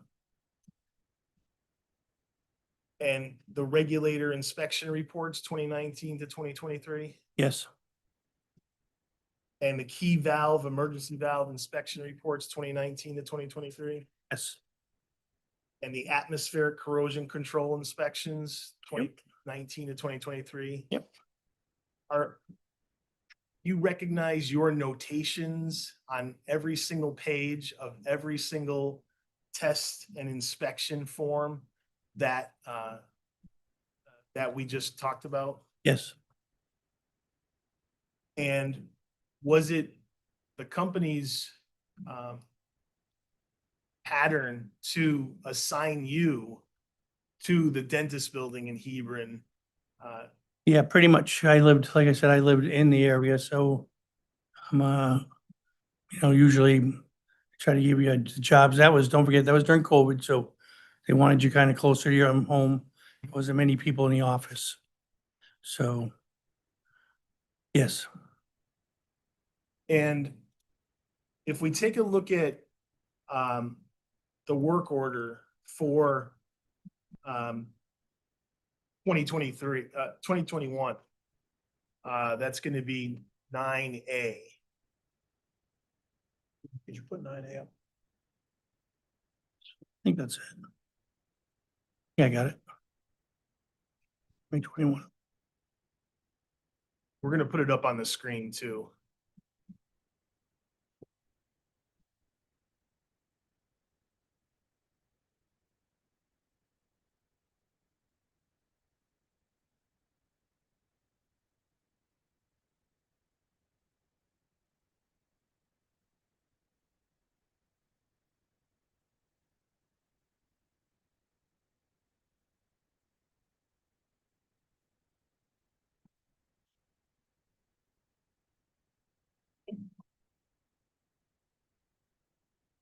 All right, very good. Thank you.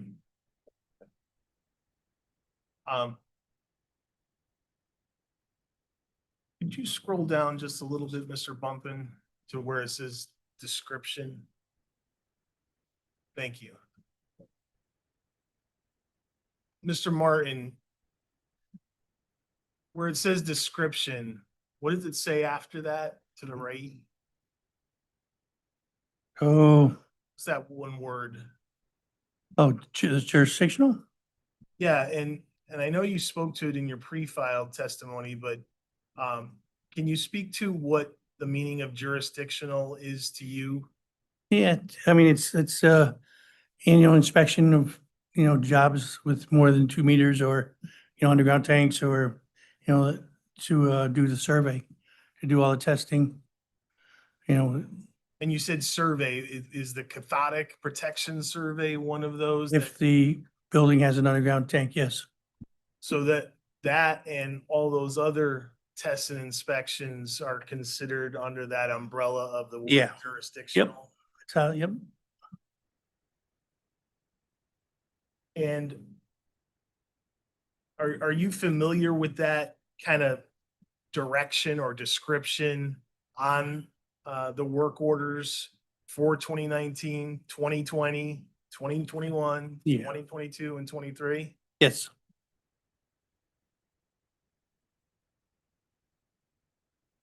And Mr. Pumpin, if you could just scroll down to work completed, please, further on that page.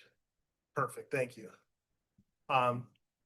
Mr. Martin, under work completed, can you read what you wrote under work completed? Well, that says I performed the annual inspection, which is all the sheets, and I actually marked that there was vegetation growing around the meters. If there was something that, most of the times we'd go there to do the test, and if there was things we saw while we were there, we would write it down.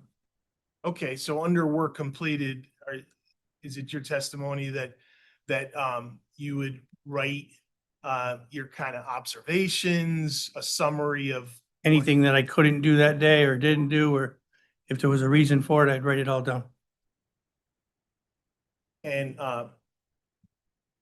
and regarding performed annual inspection, what did you mean by that notation? You mean the vegetation? No, performed annual inspection. I completed all the forms.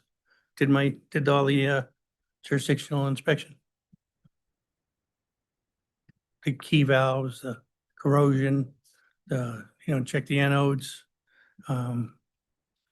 vegetation, anything, the complete inspection. The cathodic survey. Oh, yeah. Yep. And again, you did this at least between 2019 and 2023, is that correct? Yeah. Yep, if I wrote it on my work order, I did it. And in your experience, you ever see results of the cathodic protection survey as being the same or similar? It's probably rare, but yes, I mean, it could happen. It's probably rare. That's based on your 30+ years of experience. Yes.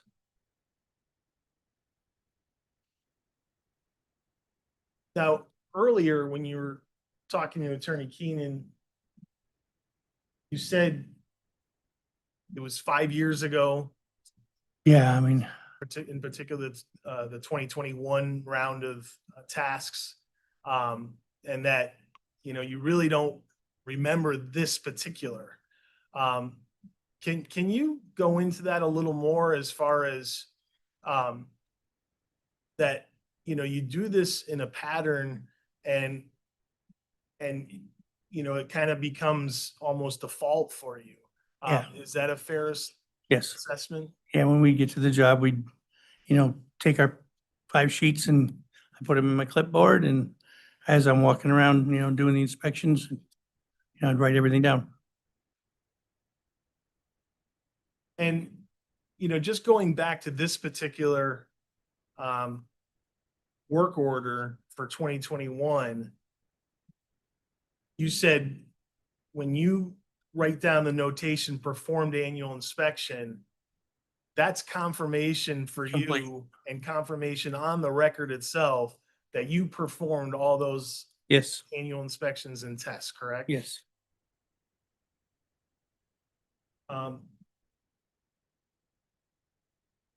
Mr. Sheldon, I'm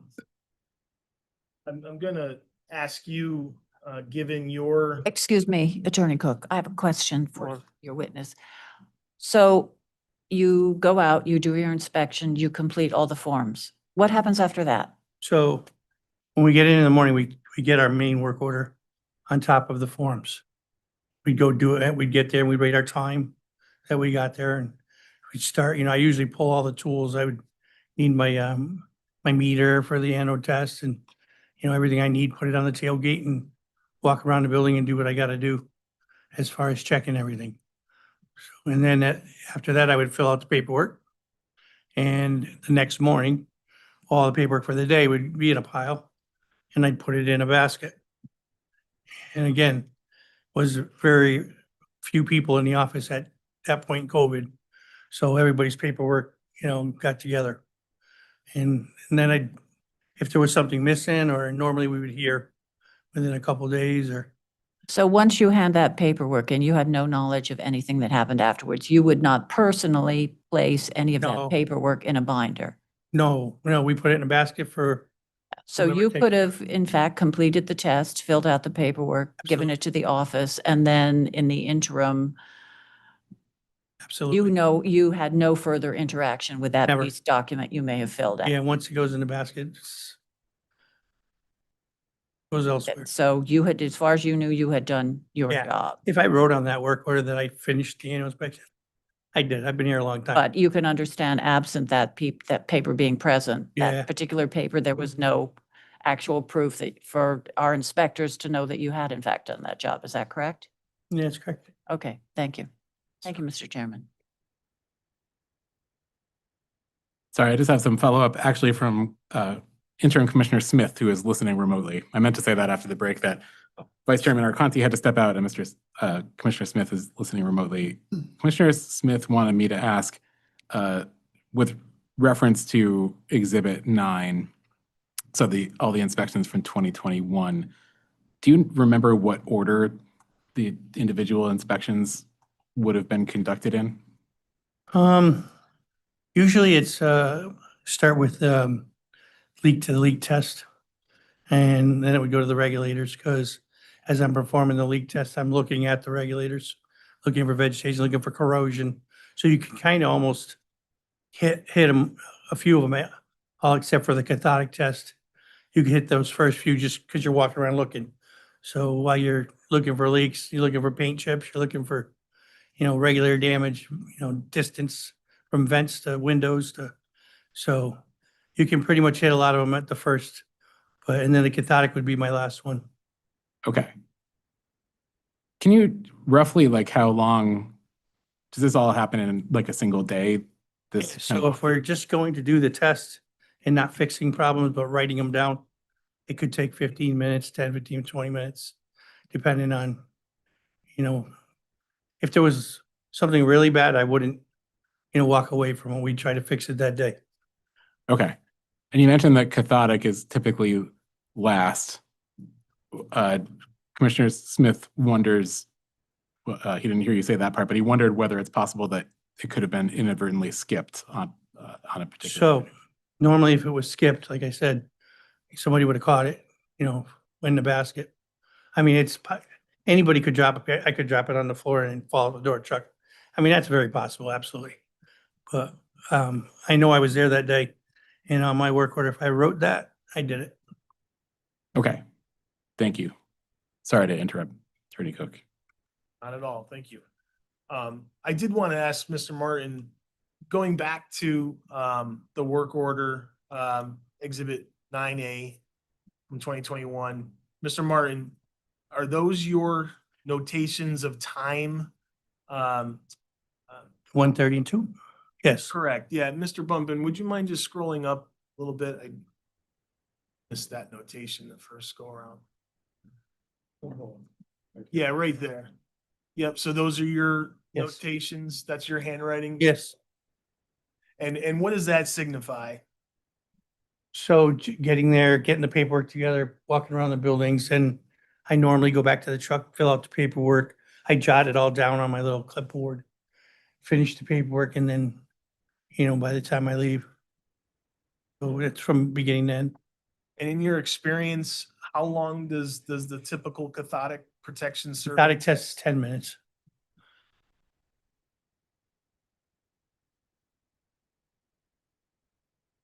That's all for now. Thank you. Thank you. I just had some quick follow-up myself. I just wanted to make sure I understood the testimony from the direct. Is it the testimony of this panel that kind of looking at those two exhibits Attorney Keenan had up on the screen, that this panel doesn't believe that the 2021 is just an altered copy of 2020? I have no idea what it That does. panel To just me, it doesn't- looks exactly the same. I don't know why. But I was there that day, did my paperwork. So the panel just doesn't have an opinion one way or the other looking at it. Because I gotta say, speak from where I'm sitting, like, it's a copy. I Like, I don't yeah, think you need to be a handwriting No, expert I to agree. see- I agree. I don't know why. But I know, like I said, if I wrote, I finished that inspection and it's done. Okay. Has the company taken any steps to determine like how this happened? Like why it is that these two documents appear to be identical? I have no idea. I'm on leave right now. I had an accident, so haven't been to work for a while. Okay. Can any of the other witnesses respond to that? I can, nobody at the company has any idea how those two sheets look identical. Okay. So Okay. Thanks. That's all I had. So EOE, do you have a redirect? One Just second. one moment, please. Okay.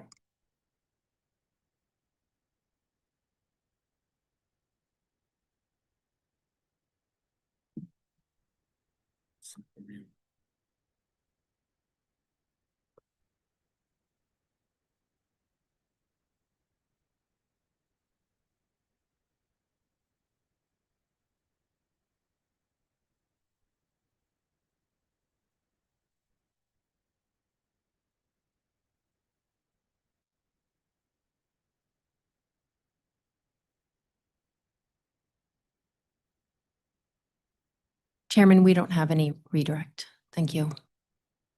Okay. Sure. If you would, could I ask just a little bit more cross? Sure.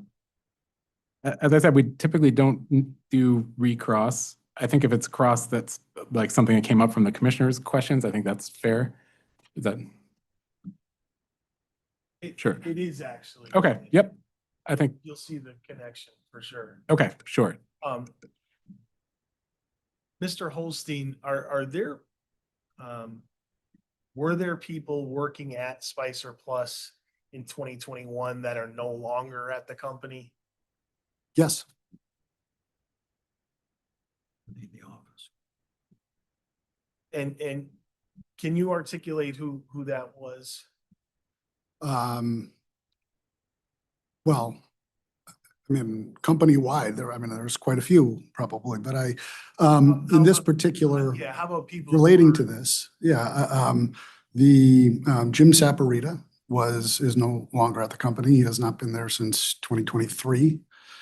And there's also administrative people that were in the office at the time that are no longer there. And what was Mr. Saporita's title while he was with the company? He was at time a service manager, and he retired from that position. And he was working for home from, I think 2019 on, as just just in charge of the jurisdictional accounts reporting. All right, thank you.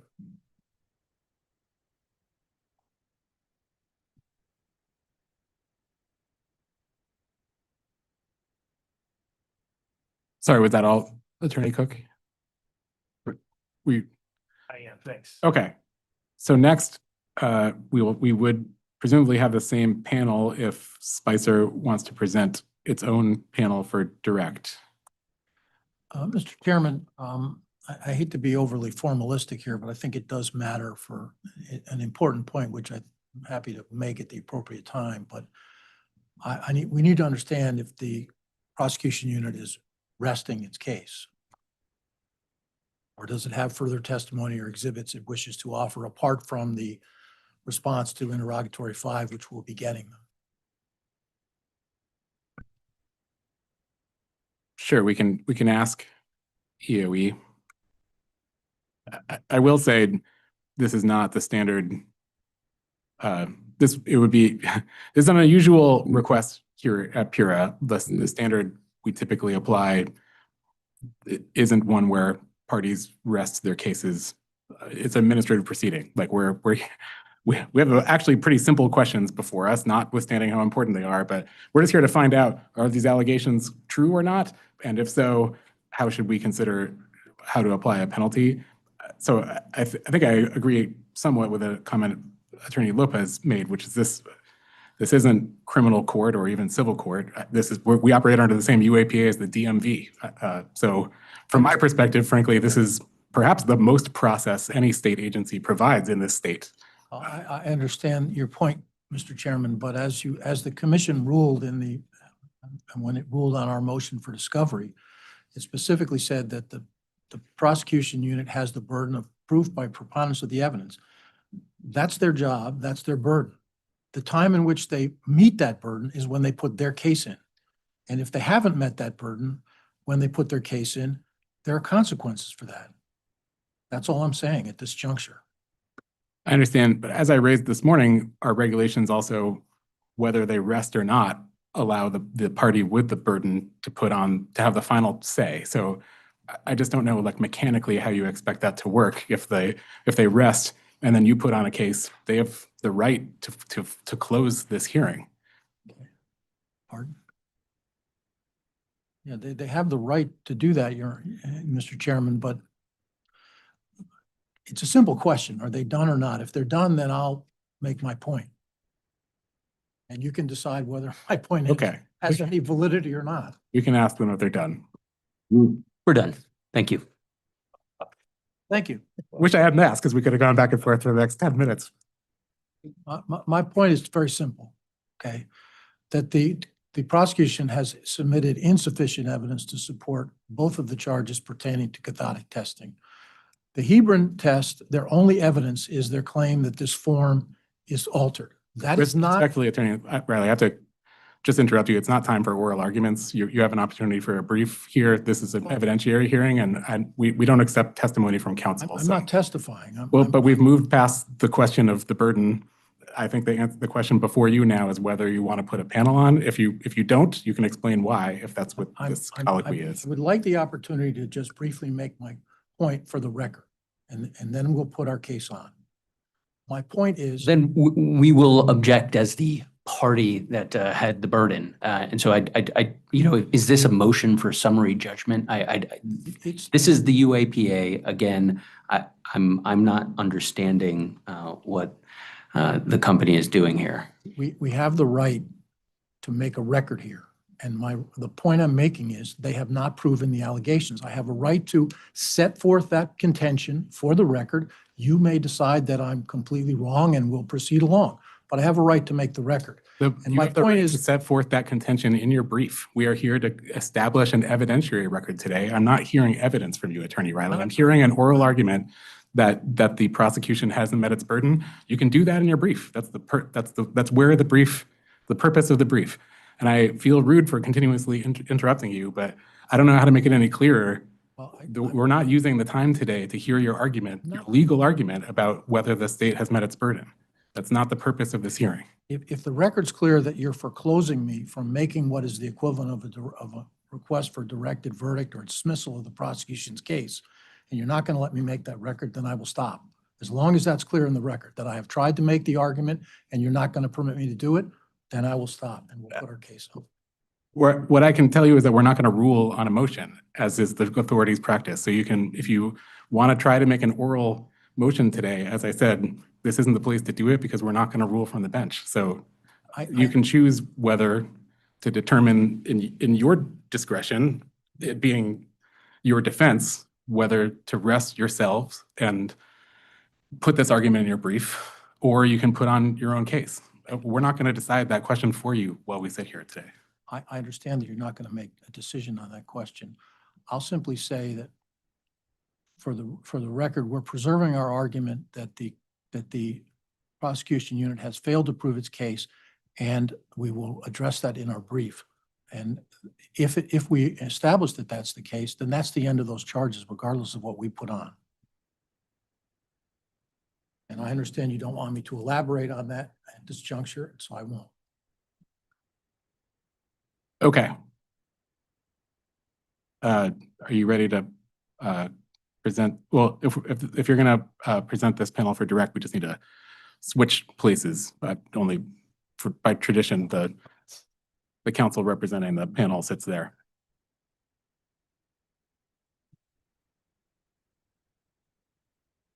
You need that? Do you need to?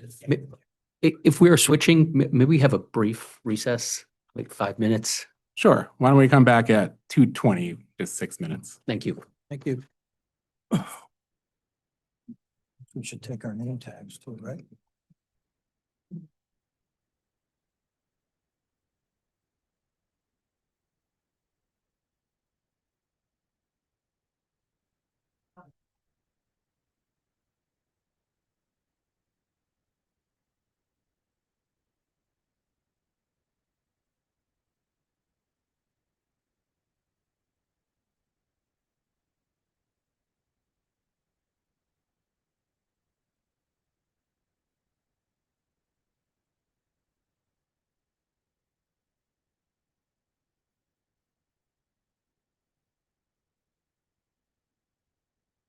Chairman, is it possible that we can have 10? Sure. So 2:25 would be 10. Sure.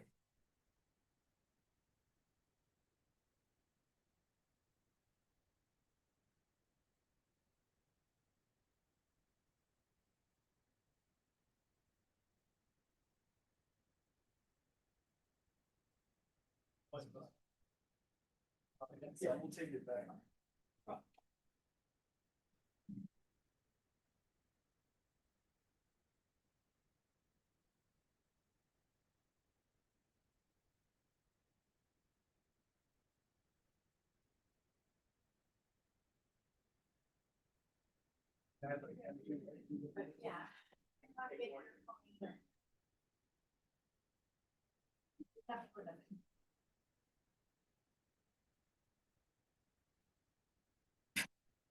Everybody is, not you.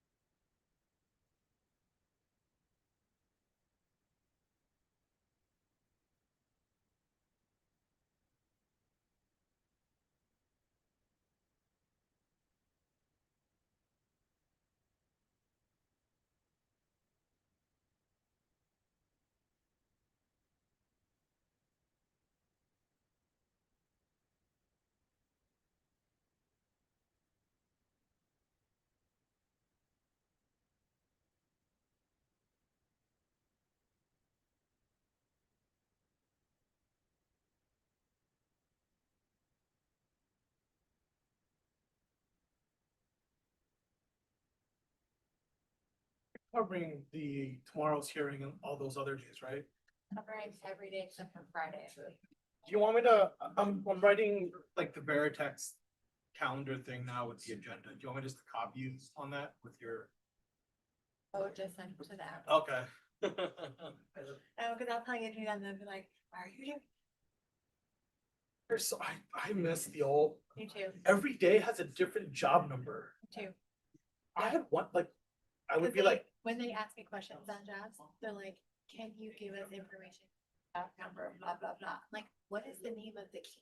Like, the job number is irrelevant to me. Like, I don't, my system that way, so yeah, it's annoying. last time, like, we would, like, for tomorrow's docket, right? I would give you the docket number and that docket Right. number would have one job number for Right. all 5 days. Yes.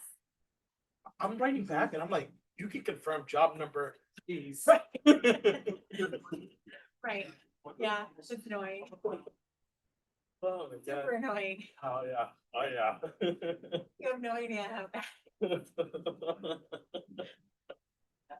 Oh, that's great, love it. Right.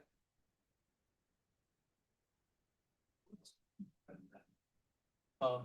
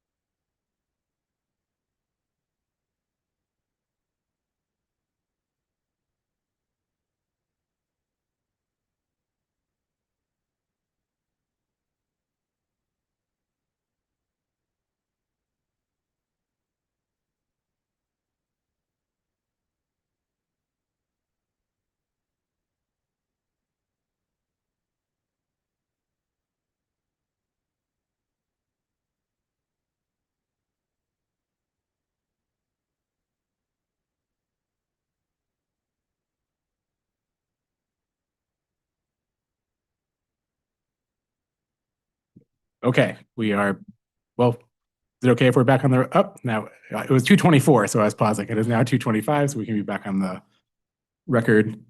Attorney Riley, have you decided how you want to proceed?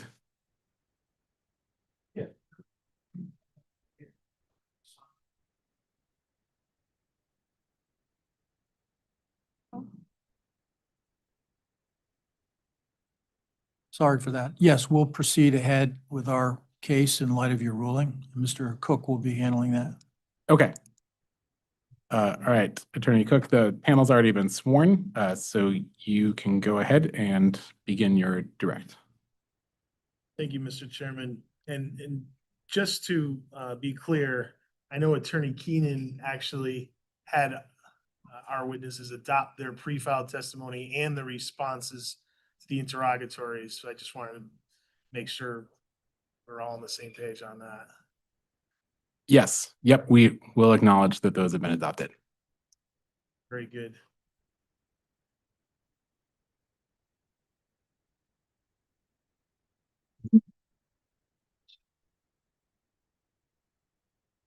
Sure.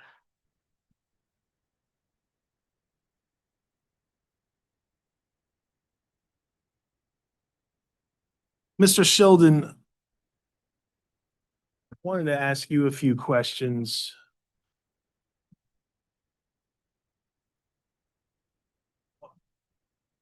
When did you join Spicer Plus? April 2023. And what's your title at Spicer Plus? LP Safety Manager, Safety and Compliance Coordinator. Okay, Safety and Compliance Coordinator. All right. And what position did you serve in your prior position Well, with DCC Propane? with DCC Propane, I was one of the safety coordinators for the company responsible for safety implementation of procedures and policies for the company.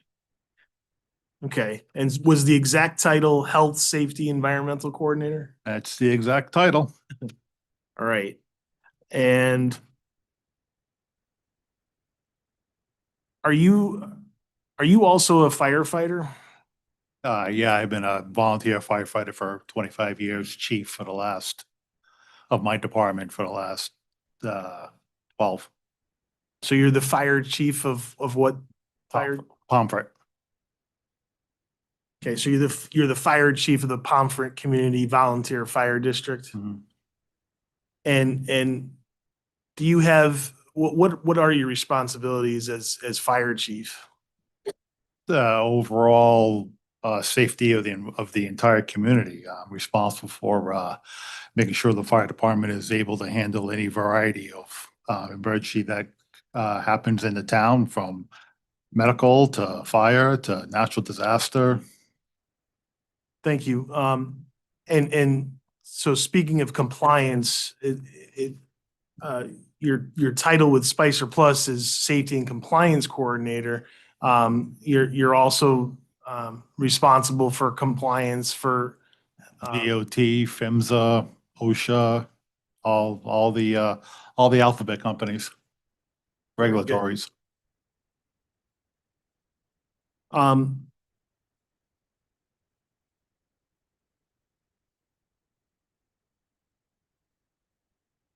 So when you joined Spicer Plus in April of 2023, what were your first actions as far as record keeping goes? Well, it took me a few weeks to come in and get a little acclimated and see where the company was at, and see where I had to make the improvements to move the company forward. I mean, not just with jurisdictional, but with the whole slew of things. Yeah, and so I'm looking at your pre-filed testimony. What were some of the things that you did to improve record keeping? the specific actions? Well, some of the specific actions, well, one, as far as jurisdictional goes, I got the company started with Energy WorldNet to help us with the training and requalification of all the OQ employees. I'm not sure how Jim did it before I started, but I used Energy WorldNet back at my days with Uncas Gas, so I brought them on to help facilitate with what's going on here at Spicer Gas. So you were familiar with Energy WorldNet? I was familiar with the program and how and using it years ago, but I had some to learn that came to light during the audit that I learned from. And how does Energy WorldNet stack up as far as being like a training provider? They're excellent. I mean, they worked with the NPGA and NPGAIN and other agencies to develop their operator qualification program. So they're really, really good. And so was it important for you and for Spicer Plus to engage Energy WorldNet? Absolutely, because you knew everybody was getting trained to the same standard. You didn't have different agencies or different people bringing in the new guys and showing them ad hoc or just showing them a different way. So it's a proven program that trains everybody identically. And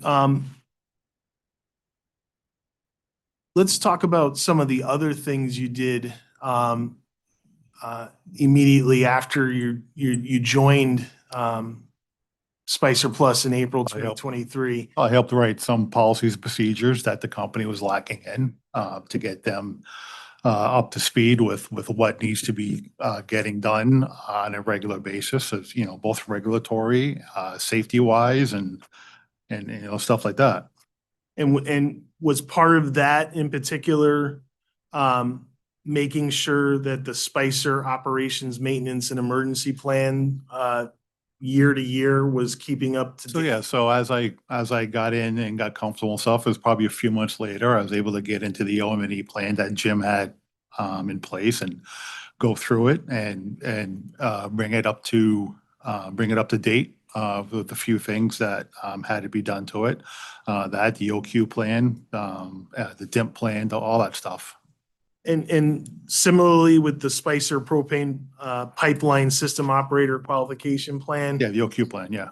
So you go through a similar process there where you're constantly updating it? Every year. And then sometimes I'm going through the Massachusetts one right now because they just started getting into it. And I think I've updated my OM&E plan probably a dozen times over the last year, just because back and forth with the regulators and stuff like that. So it's a living document.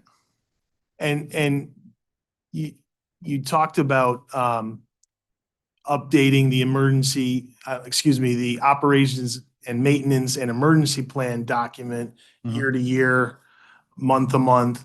Do you reference the Public Utilities Regulatory Authorities template that they issue every year for guidance? Yeah, so what's nice about that is that Bureau, these guys here, they send out a notification just about every year. I don't think I've seen it yet this year, but usually it comes out and then that gives us the opportunity to call them red lines, red flags, and we can go in there and see what we're missing in our OM&E plan or whatever to make sure that we bring it up to whatever is the newest, the latest and greatest is. And on a related note, in your pre-filed, you talked about your Connecticut jurisdictional list. Can you explain what that is? It's just our list of facilities that fall under just jurisdiction. So I think right now we have, I don't know, 43, 44 that fall under their jurisdiction that we're responsible for, making sure that we keep them compliant with the regulations. I mean, we're no engineers. We're simple gas guys doing the best we can to make sure that we stay compliant with everything. But, you know, we think we do a pretty good job. And speaking of that Connecticut jurisdictional list, do you also look to the PURA's annual template? I know in one of the appendixes they have like a template checklist. Do you look to that for guidance on how to Sure. further develop your Connecticut jurisdictional list?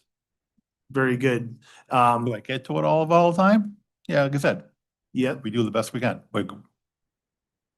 Good. All right. And so Mr. Martin talked about how back 5 years ago, height of COVID pandemic, he'd be assigned all the required annual inspections and tests via the Spicer work order. He'd go to the facility, perform all those annual inspections and tests year after year, most of them at the same facilities because he lived close by. Then he would take all those completed tests and inspection forms and he would put them in the basket at the Salem office.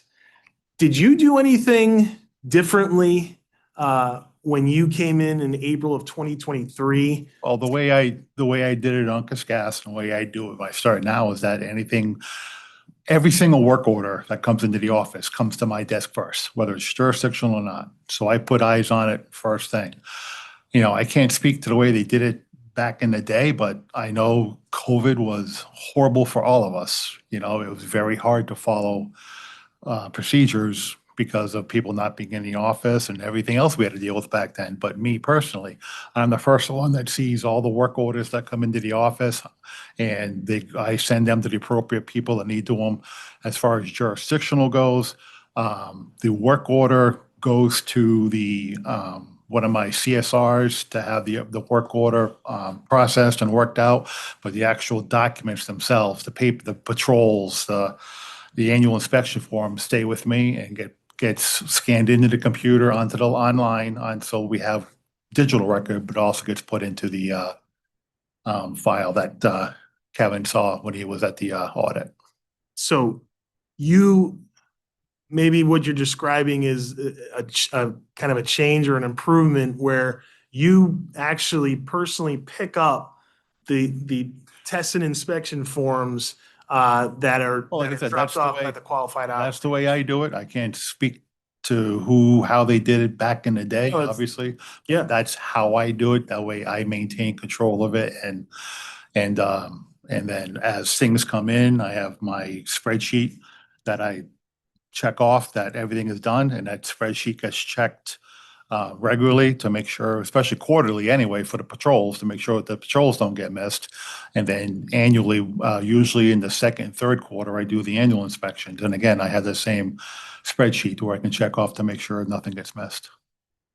Thank you. And, you know, as we're discussing improvements that you've implemented starting in 2023, can you talk a little bit about the alert system that you implemented to alert Spicer qualified operators and the office about upcoming annual inspections and tests? Yeah, it's a Google Calendar. Sure. Everybody uses a Google Calendar. Sure. So I'm on Google Calendar every single day, multiple times a day. So I see all my reminders and all that stuff on there. And that's something you implemented in 2023? Well, for me, yeah. Yep. And for the company as well? To remind qualified operators? No, the employees don't have Google Calendar. They don't have that. The managers do. Okay, so the managers get these notifications and about upcoming annual inspections Me. and tests. I get it. It's my calendar. I am the one responsible for jurisdictional. And John's got a boatload of other things he's got to worry about. He hired me to worry about this. So it's my calendar. sure. And speaking of that singularity and that taking on that responsibility, can you talk about, I know you talked about it a little bit previously, but can you talk about how you pick up the forms that are the completed test and inspection forms from the qualified operator and you review it, and then what do you do The work order itself gets sent to the CSR to be closed out and uploaded into the system. All I right. take all the inspection forms themselves, I upload them into the system, and then I put the paper copy into each facility has its own binder. So it gets put in there. The patrols get put in there, the annual inspections get put in there. A copy of the work order also gets put in there now. So we have everything digital and in paper, and in paper, we have it in one place now. You talked about each site's respective binder in one place. Is that what you're referring to? That when you came in April of 2023, you made sure that each respective jurisdictional account had its own binder or binders, and that's where all the documentation now goes. To keep things The organized. documentation now, and then after the audit, I made sure that I went through all the other papers and went through them and put them in their respective folders, so that way everything is now together. Very good. Thank you. And so, Mr. Sheldon, you have over 32 years in this industry, correct? Correct. And you're the fire chief of the Pomfret Volunteer Community Fire District, correct? Correct. And I think one of your designations is propane specialist Connecticut firefighter 2. Is that correct? Well, I'm a firefighter. Firefighter 2 is a level of firefighter training that you have. I went through the state of Connecticut LP gas technician level course. I don't know, 2012, somewhere's back there to become a state certified propane technician. Very good. So if I could turn your attention to Exhibit 12, please. Mr. Bumpin, if you wouldn't mind, thank you. Exhibit 12, I think I have the right number.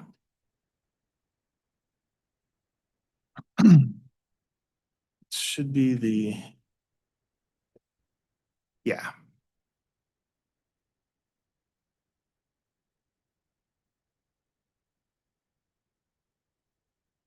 Thank you. Thank you very much, Mr. Bumpin.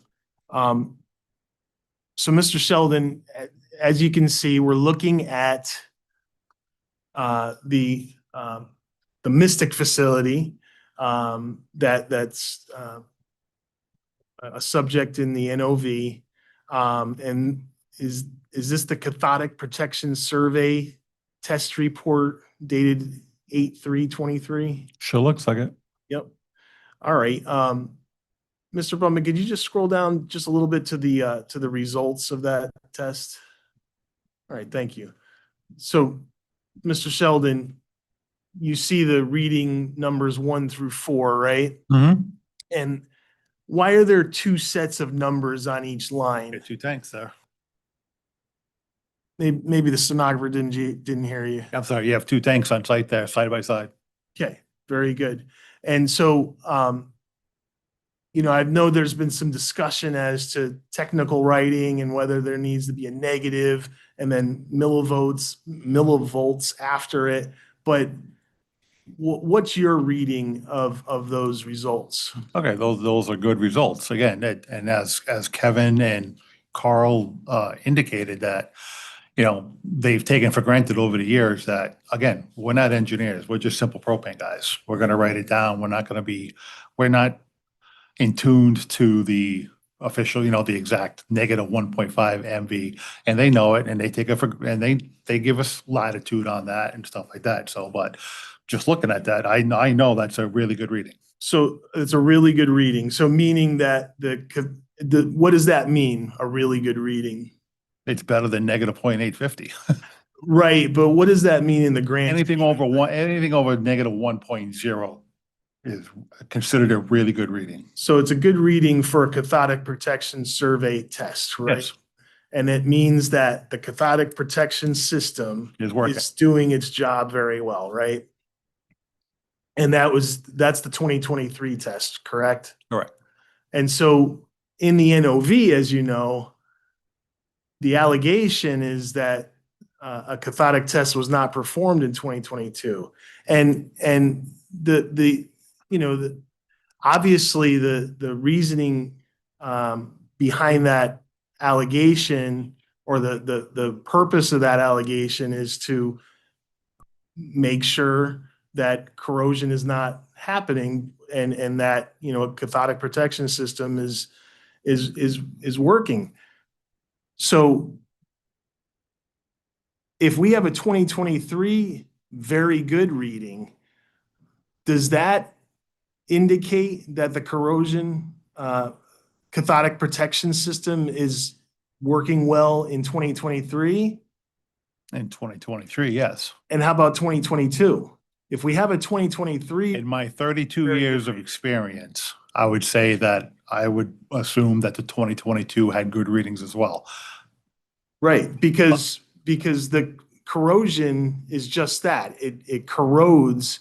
Does corrosion ever get better? Does it ever? Well, as indicated by Kevin and Carl earlier today, I mean, there's so many variables to that, acidity of the soil, is it dry one year, wet the next year? So you can have fluctuating numbers. There's no doubt about it. So looking at this 2023 cathodic protection survey test, dated 2023, sorry, I said 2023 before.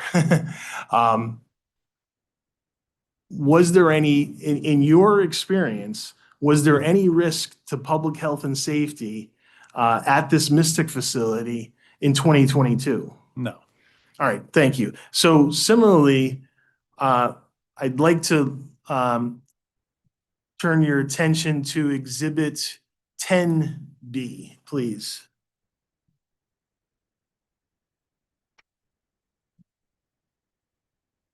Lana?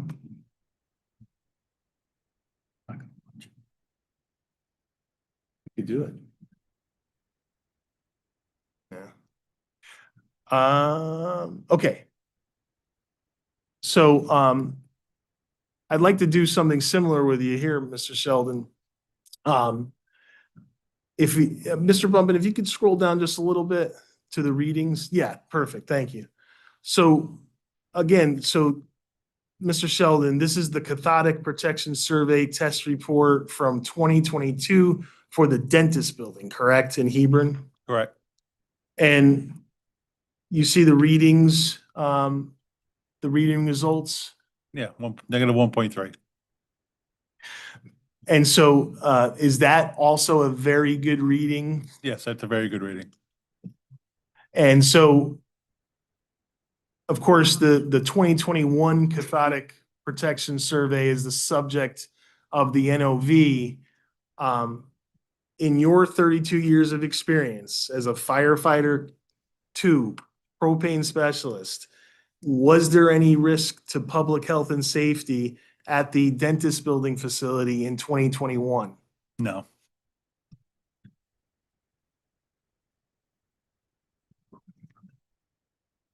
That's all I.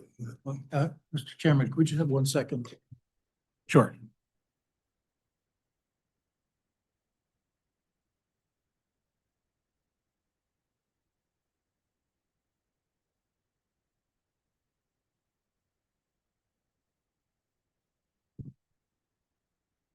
Mr. Chairman, if you would indulge us, if we could please play the 2 videos, which are Spicer exhibits 4 and 5, and we'd like to have Mr. Sheldon narrate them as he discussed in his pre-filed testimony. Sure. Thank you very much. Not sure what, Mr. Bumpin, I don't know, can we do that with audio in the hearing room? It doesn't require audio. Oh, perfect. I And in think we- fact, Mr. Sheldon can narrate it right from his microphone. Okay. Thank you. Sadly, we've never had movie day in here, so we're not sure. All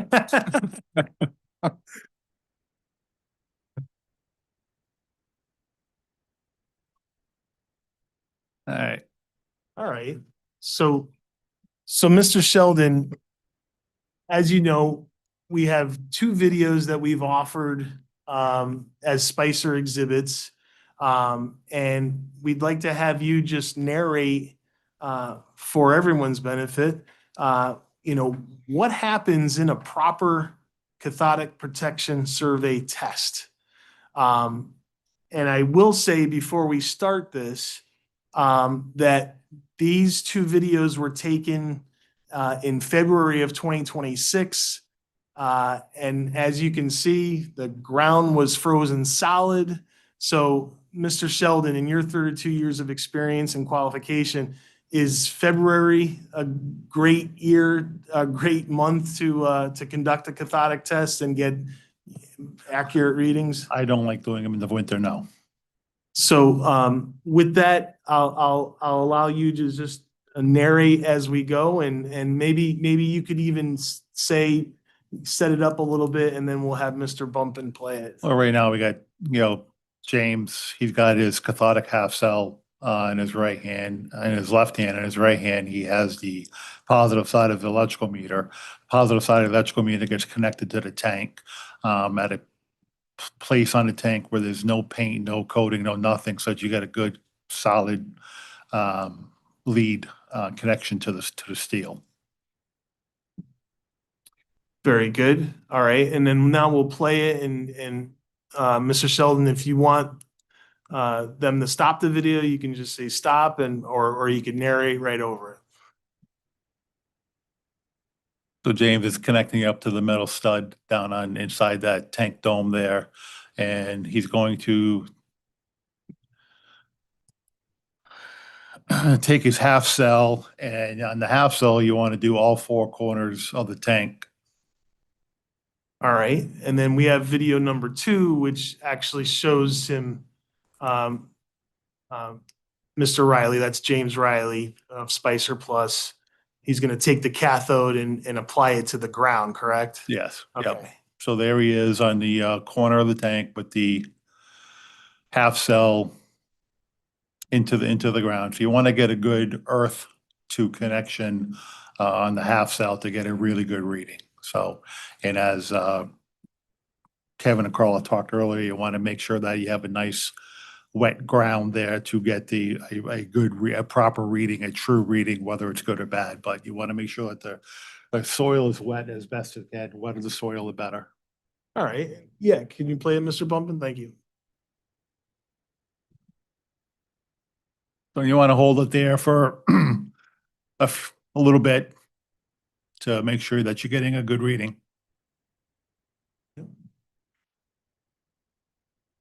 And right there, it's showing negative 0.919, which is a good reading. And that's the voltmeter, right? The voltmeter, yep.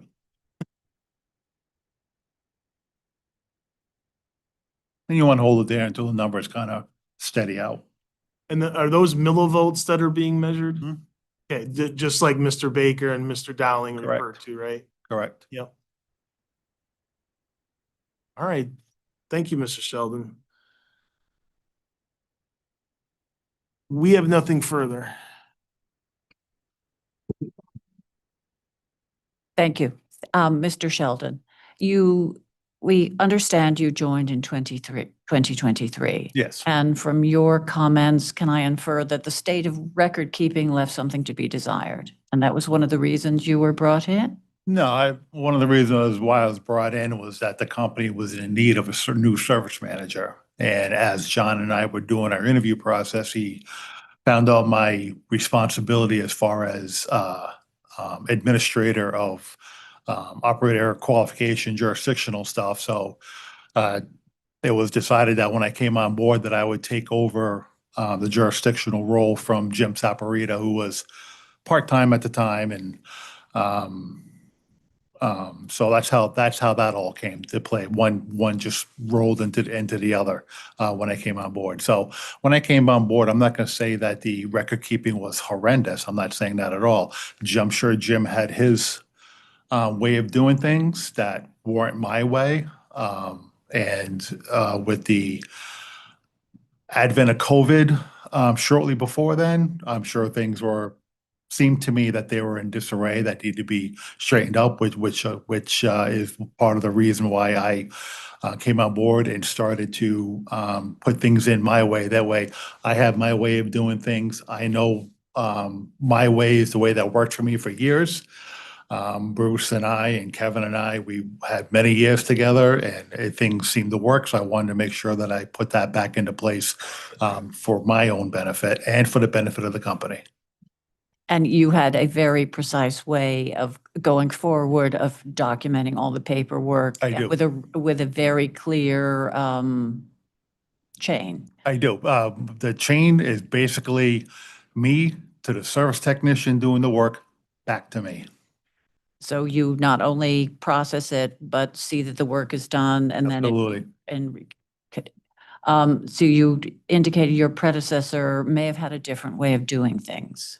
He may have. I didn't know. I met Jim Saporito one time when I went to his house to collect all of the documents for jurisdiction that he had at his house.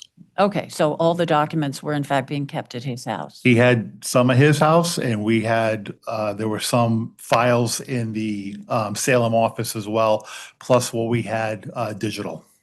All right, so scattered among 3 places. Probably most likely because of COVID, due to Right, COVID. sure, Yep. absolutely. Yep. But given that, it is possible, is it not, that a piece of paperwork might have gone astray? So that's what happened. And Kevin and I, throughout the audit, we were missing things here and there, and I was looking, there's probably, I think it was patrols, I think it was some patrols I had to find for Kevin. So I found some of that digitally, and I found some of that in some of the files. So it was a chaotic day. Unfortunately, and I take full responsibility for this, when Kevin sent me the notice of audit, I thought that the audit was going to cover from the time I started until 2025. I didn't think to even dawn on me that we were going back to 2020. So I didn't have all the records prepared enough for that audit on that day. So that's totally 100% my bad. And yet miraculously, you were able to locate that form. I located that form and several others that were in a file cabinet that had documents in it, yes. And were all the others similar in that they were identical to other missing forms? I'm sorry, I don't understand the question. So I believe the allegation here is not that the test was not performed, but that the appropriate paperwork was not present, and that the form is identical. So it was not present in the white folder that Kevin was looking at, correct. It was in another file. Okay, thank you. I did just get a question from the mysterious Commissioner Smith. He just asked, I believe you testified that your predecessor was part-time for a period of time. Is that right? I think John can answer that question better than me. The question Commissioner Smith had was just when was that period of time when he was part-time? My recollection is that he started part-time in 2019, and then would have gone through until Mr. Sheldon arrived in 2023. Okay, so part-time from 2019 to 2023. It's my recollection, yeah. He Okay. was, as I said, he was a service manager and he resigned, he retired from that position as service manager in 2019, I believe. Okay, thank you. So with that, if the company's finished with direct, we can move to cross if Mr. Chairman, I know I asked you this before, but I just want to make sure that our exhibits are now submitted to the record. They are, and everyone can refer to them in briefs, and we will refer to them if we do in our decision based on the labeling that the company used. So for instance, we've been talking a lot about Exhibit 9, so 9A, 9B. I think unless there's an objection from anyone, we can just use that as the uniform reference. Thank you, Mr. Chair. Sure. EOE? Thank you, Tom Lopez for EOE. I just kind of, and I know Mr. Martin talked about it briefly under direct examination from Attorney Keenan. Just Exhibit 9B, the cathodic protection survey. anything strike you as odd related to that? So when Kevin showed it to me the day of the audit, it looked like it was identical almost except for the dates. I told him that. Okay, so you didn't notice it, you're saying, until after Mr. Dowling pointed it out? I pulled it out of a file. I had it. Great. Here you go, Mr. Dowling. You're good to go. And then he brought it up a few minutes later. Hey, look at this. Okay, did that trigger any, internal investigation? It's really hard when people don't work for the company anymore.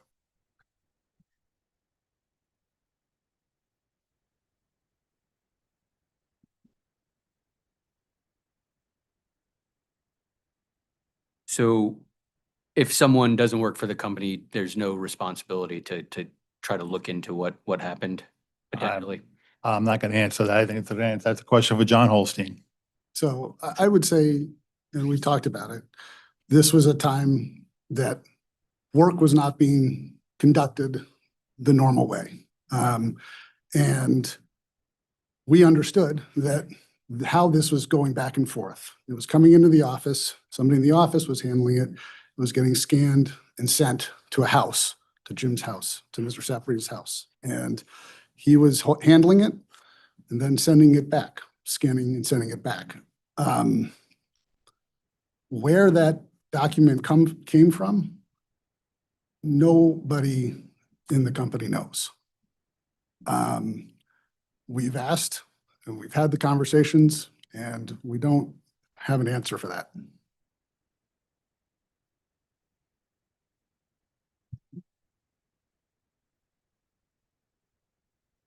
Then I'm not sure if anybody can answer this, but this is regarding the same, the cathodic protection survey form bearing the May 24th, 2021 date.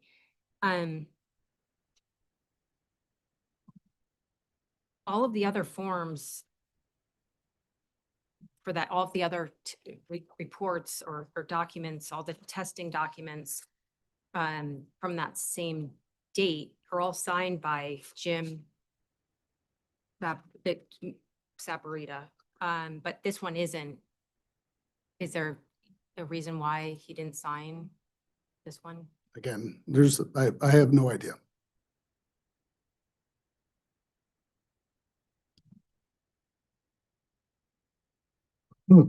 EOE has nothing further. Thank you. Okay, any redirect? No, Mr. Chairman. Okay.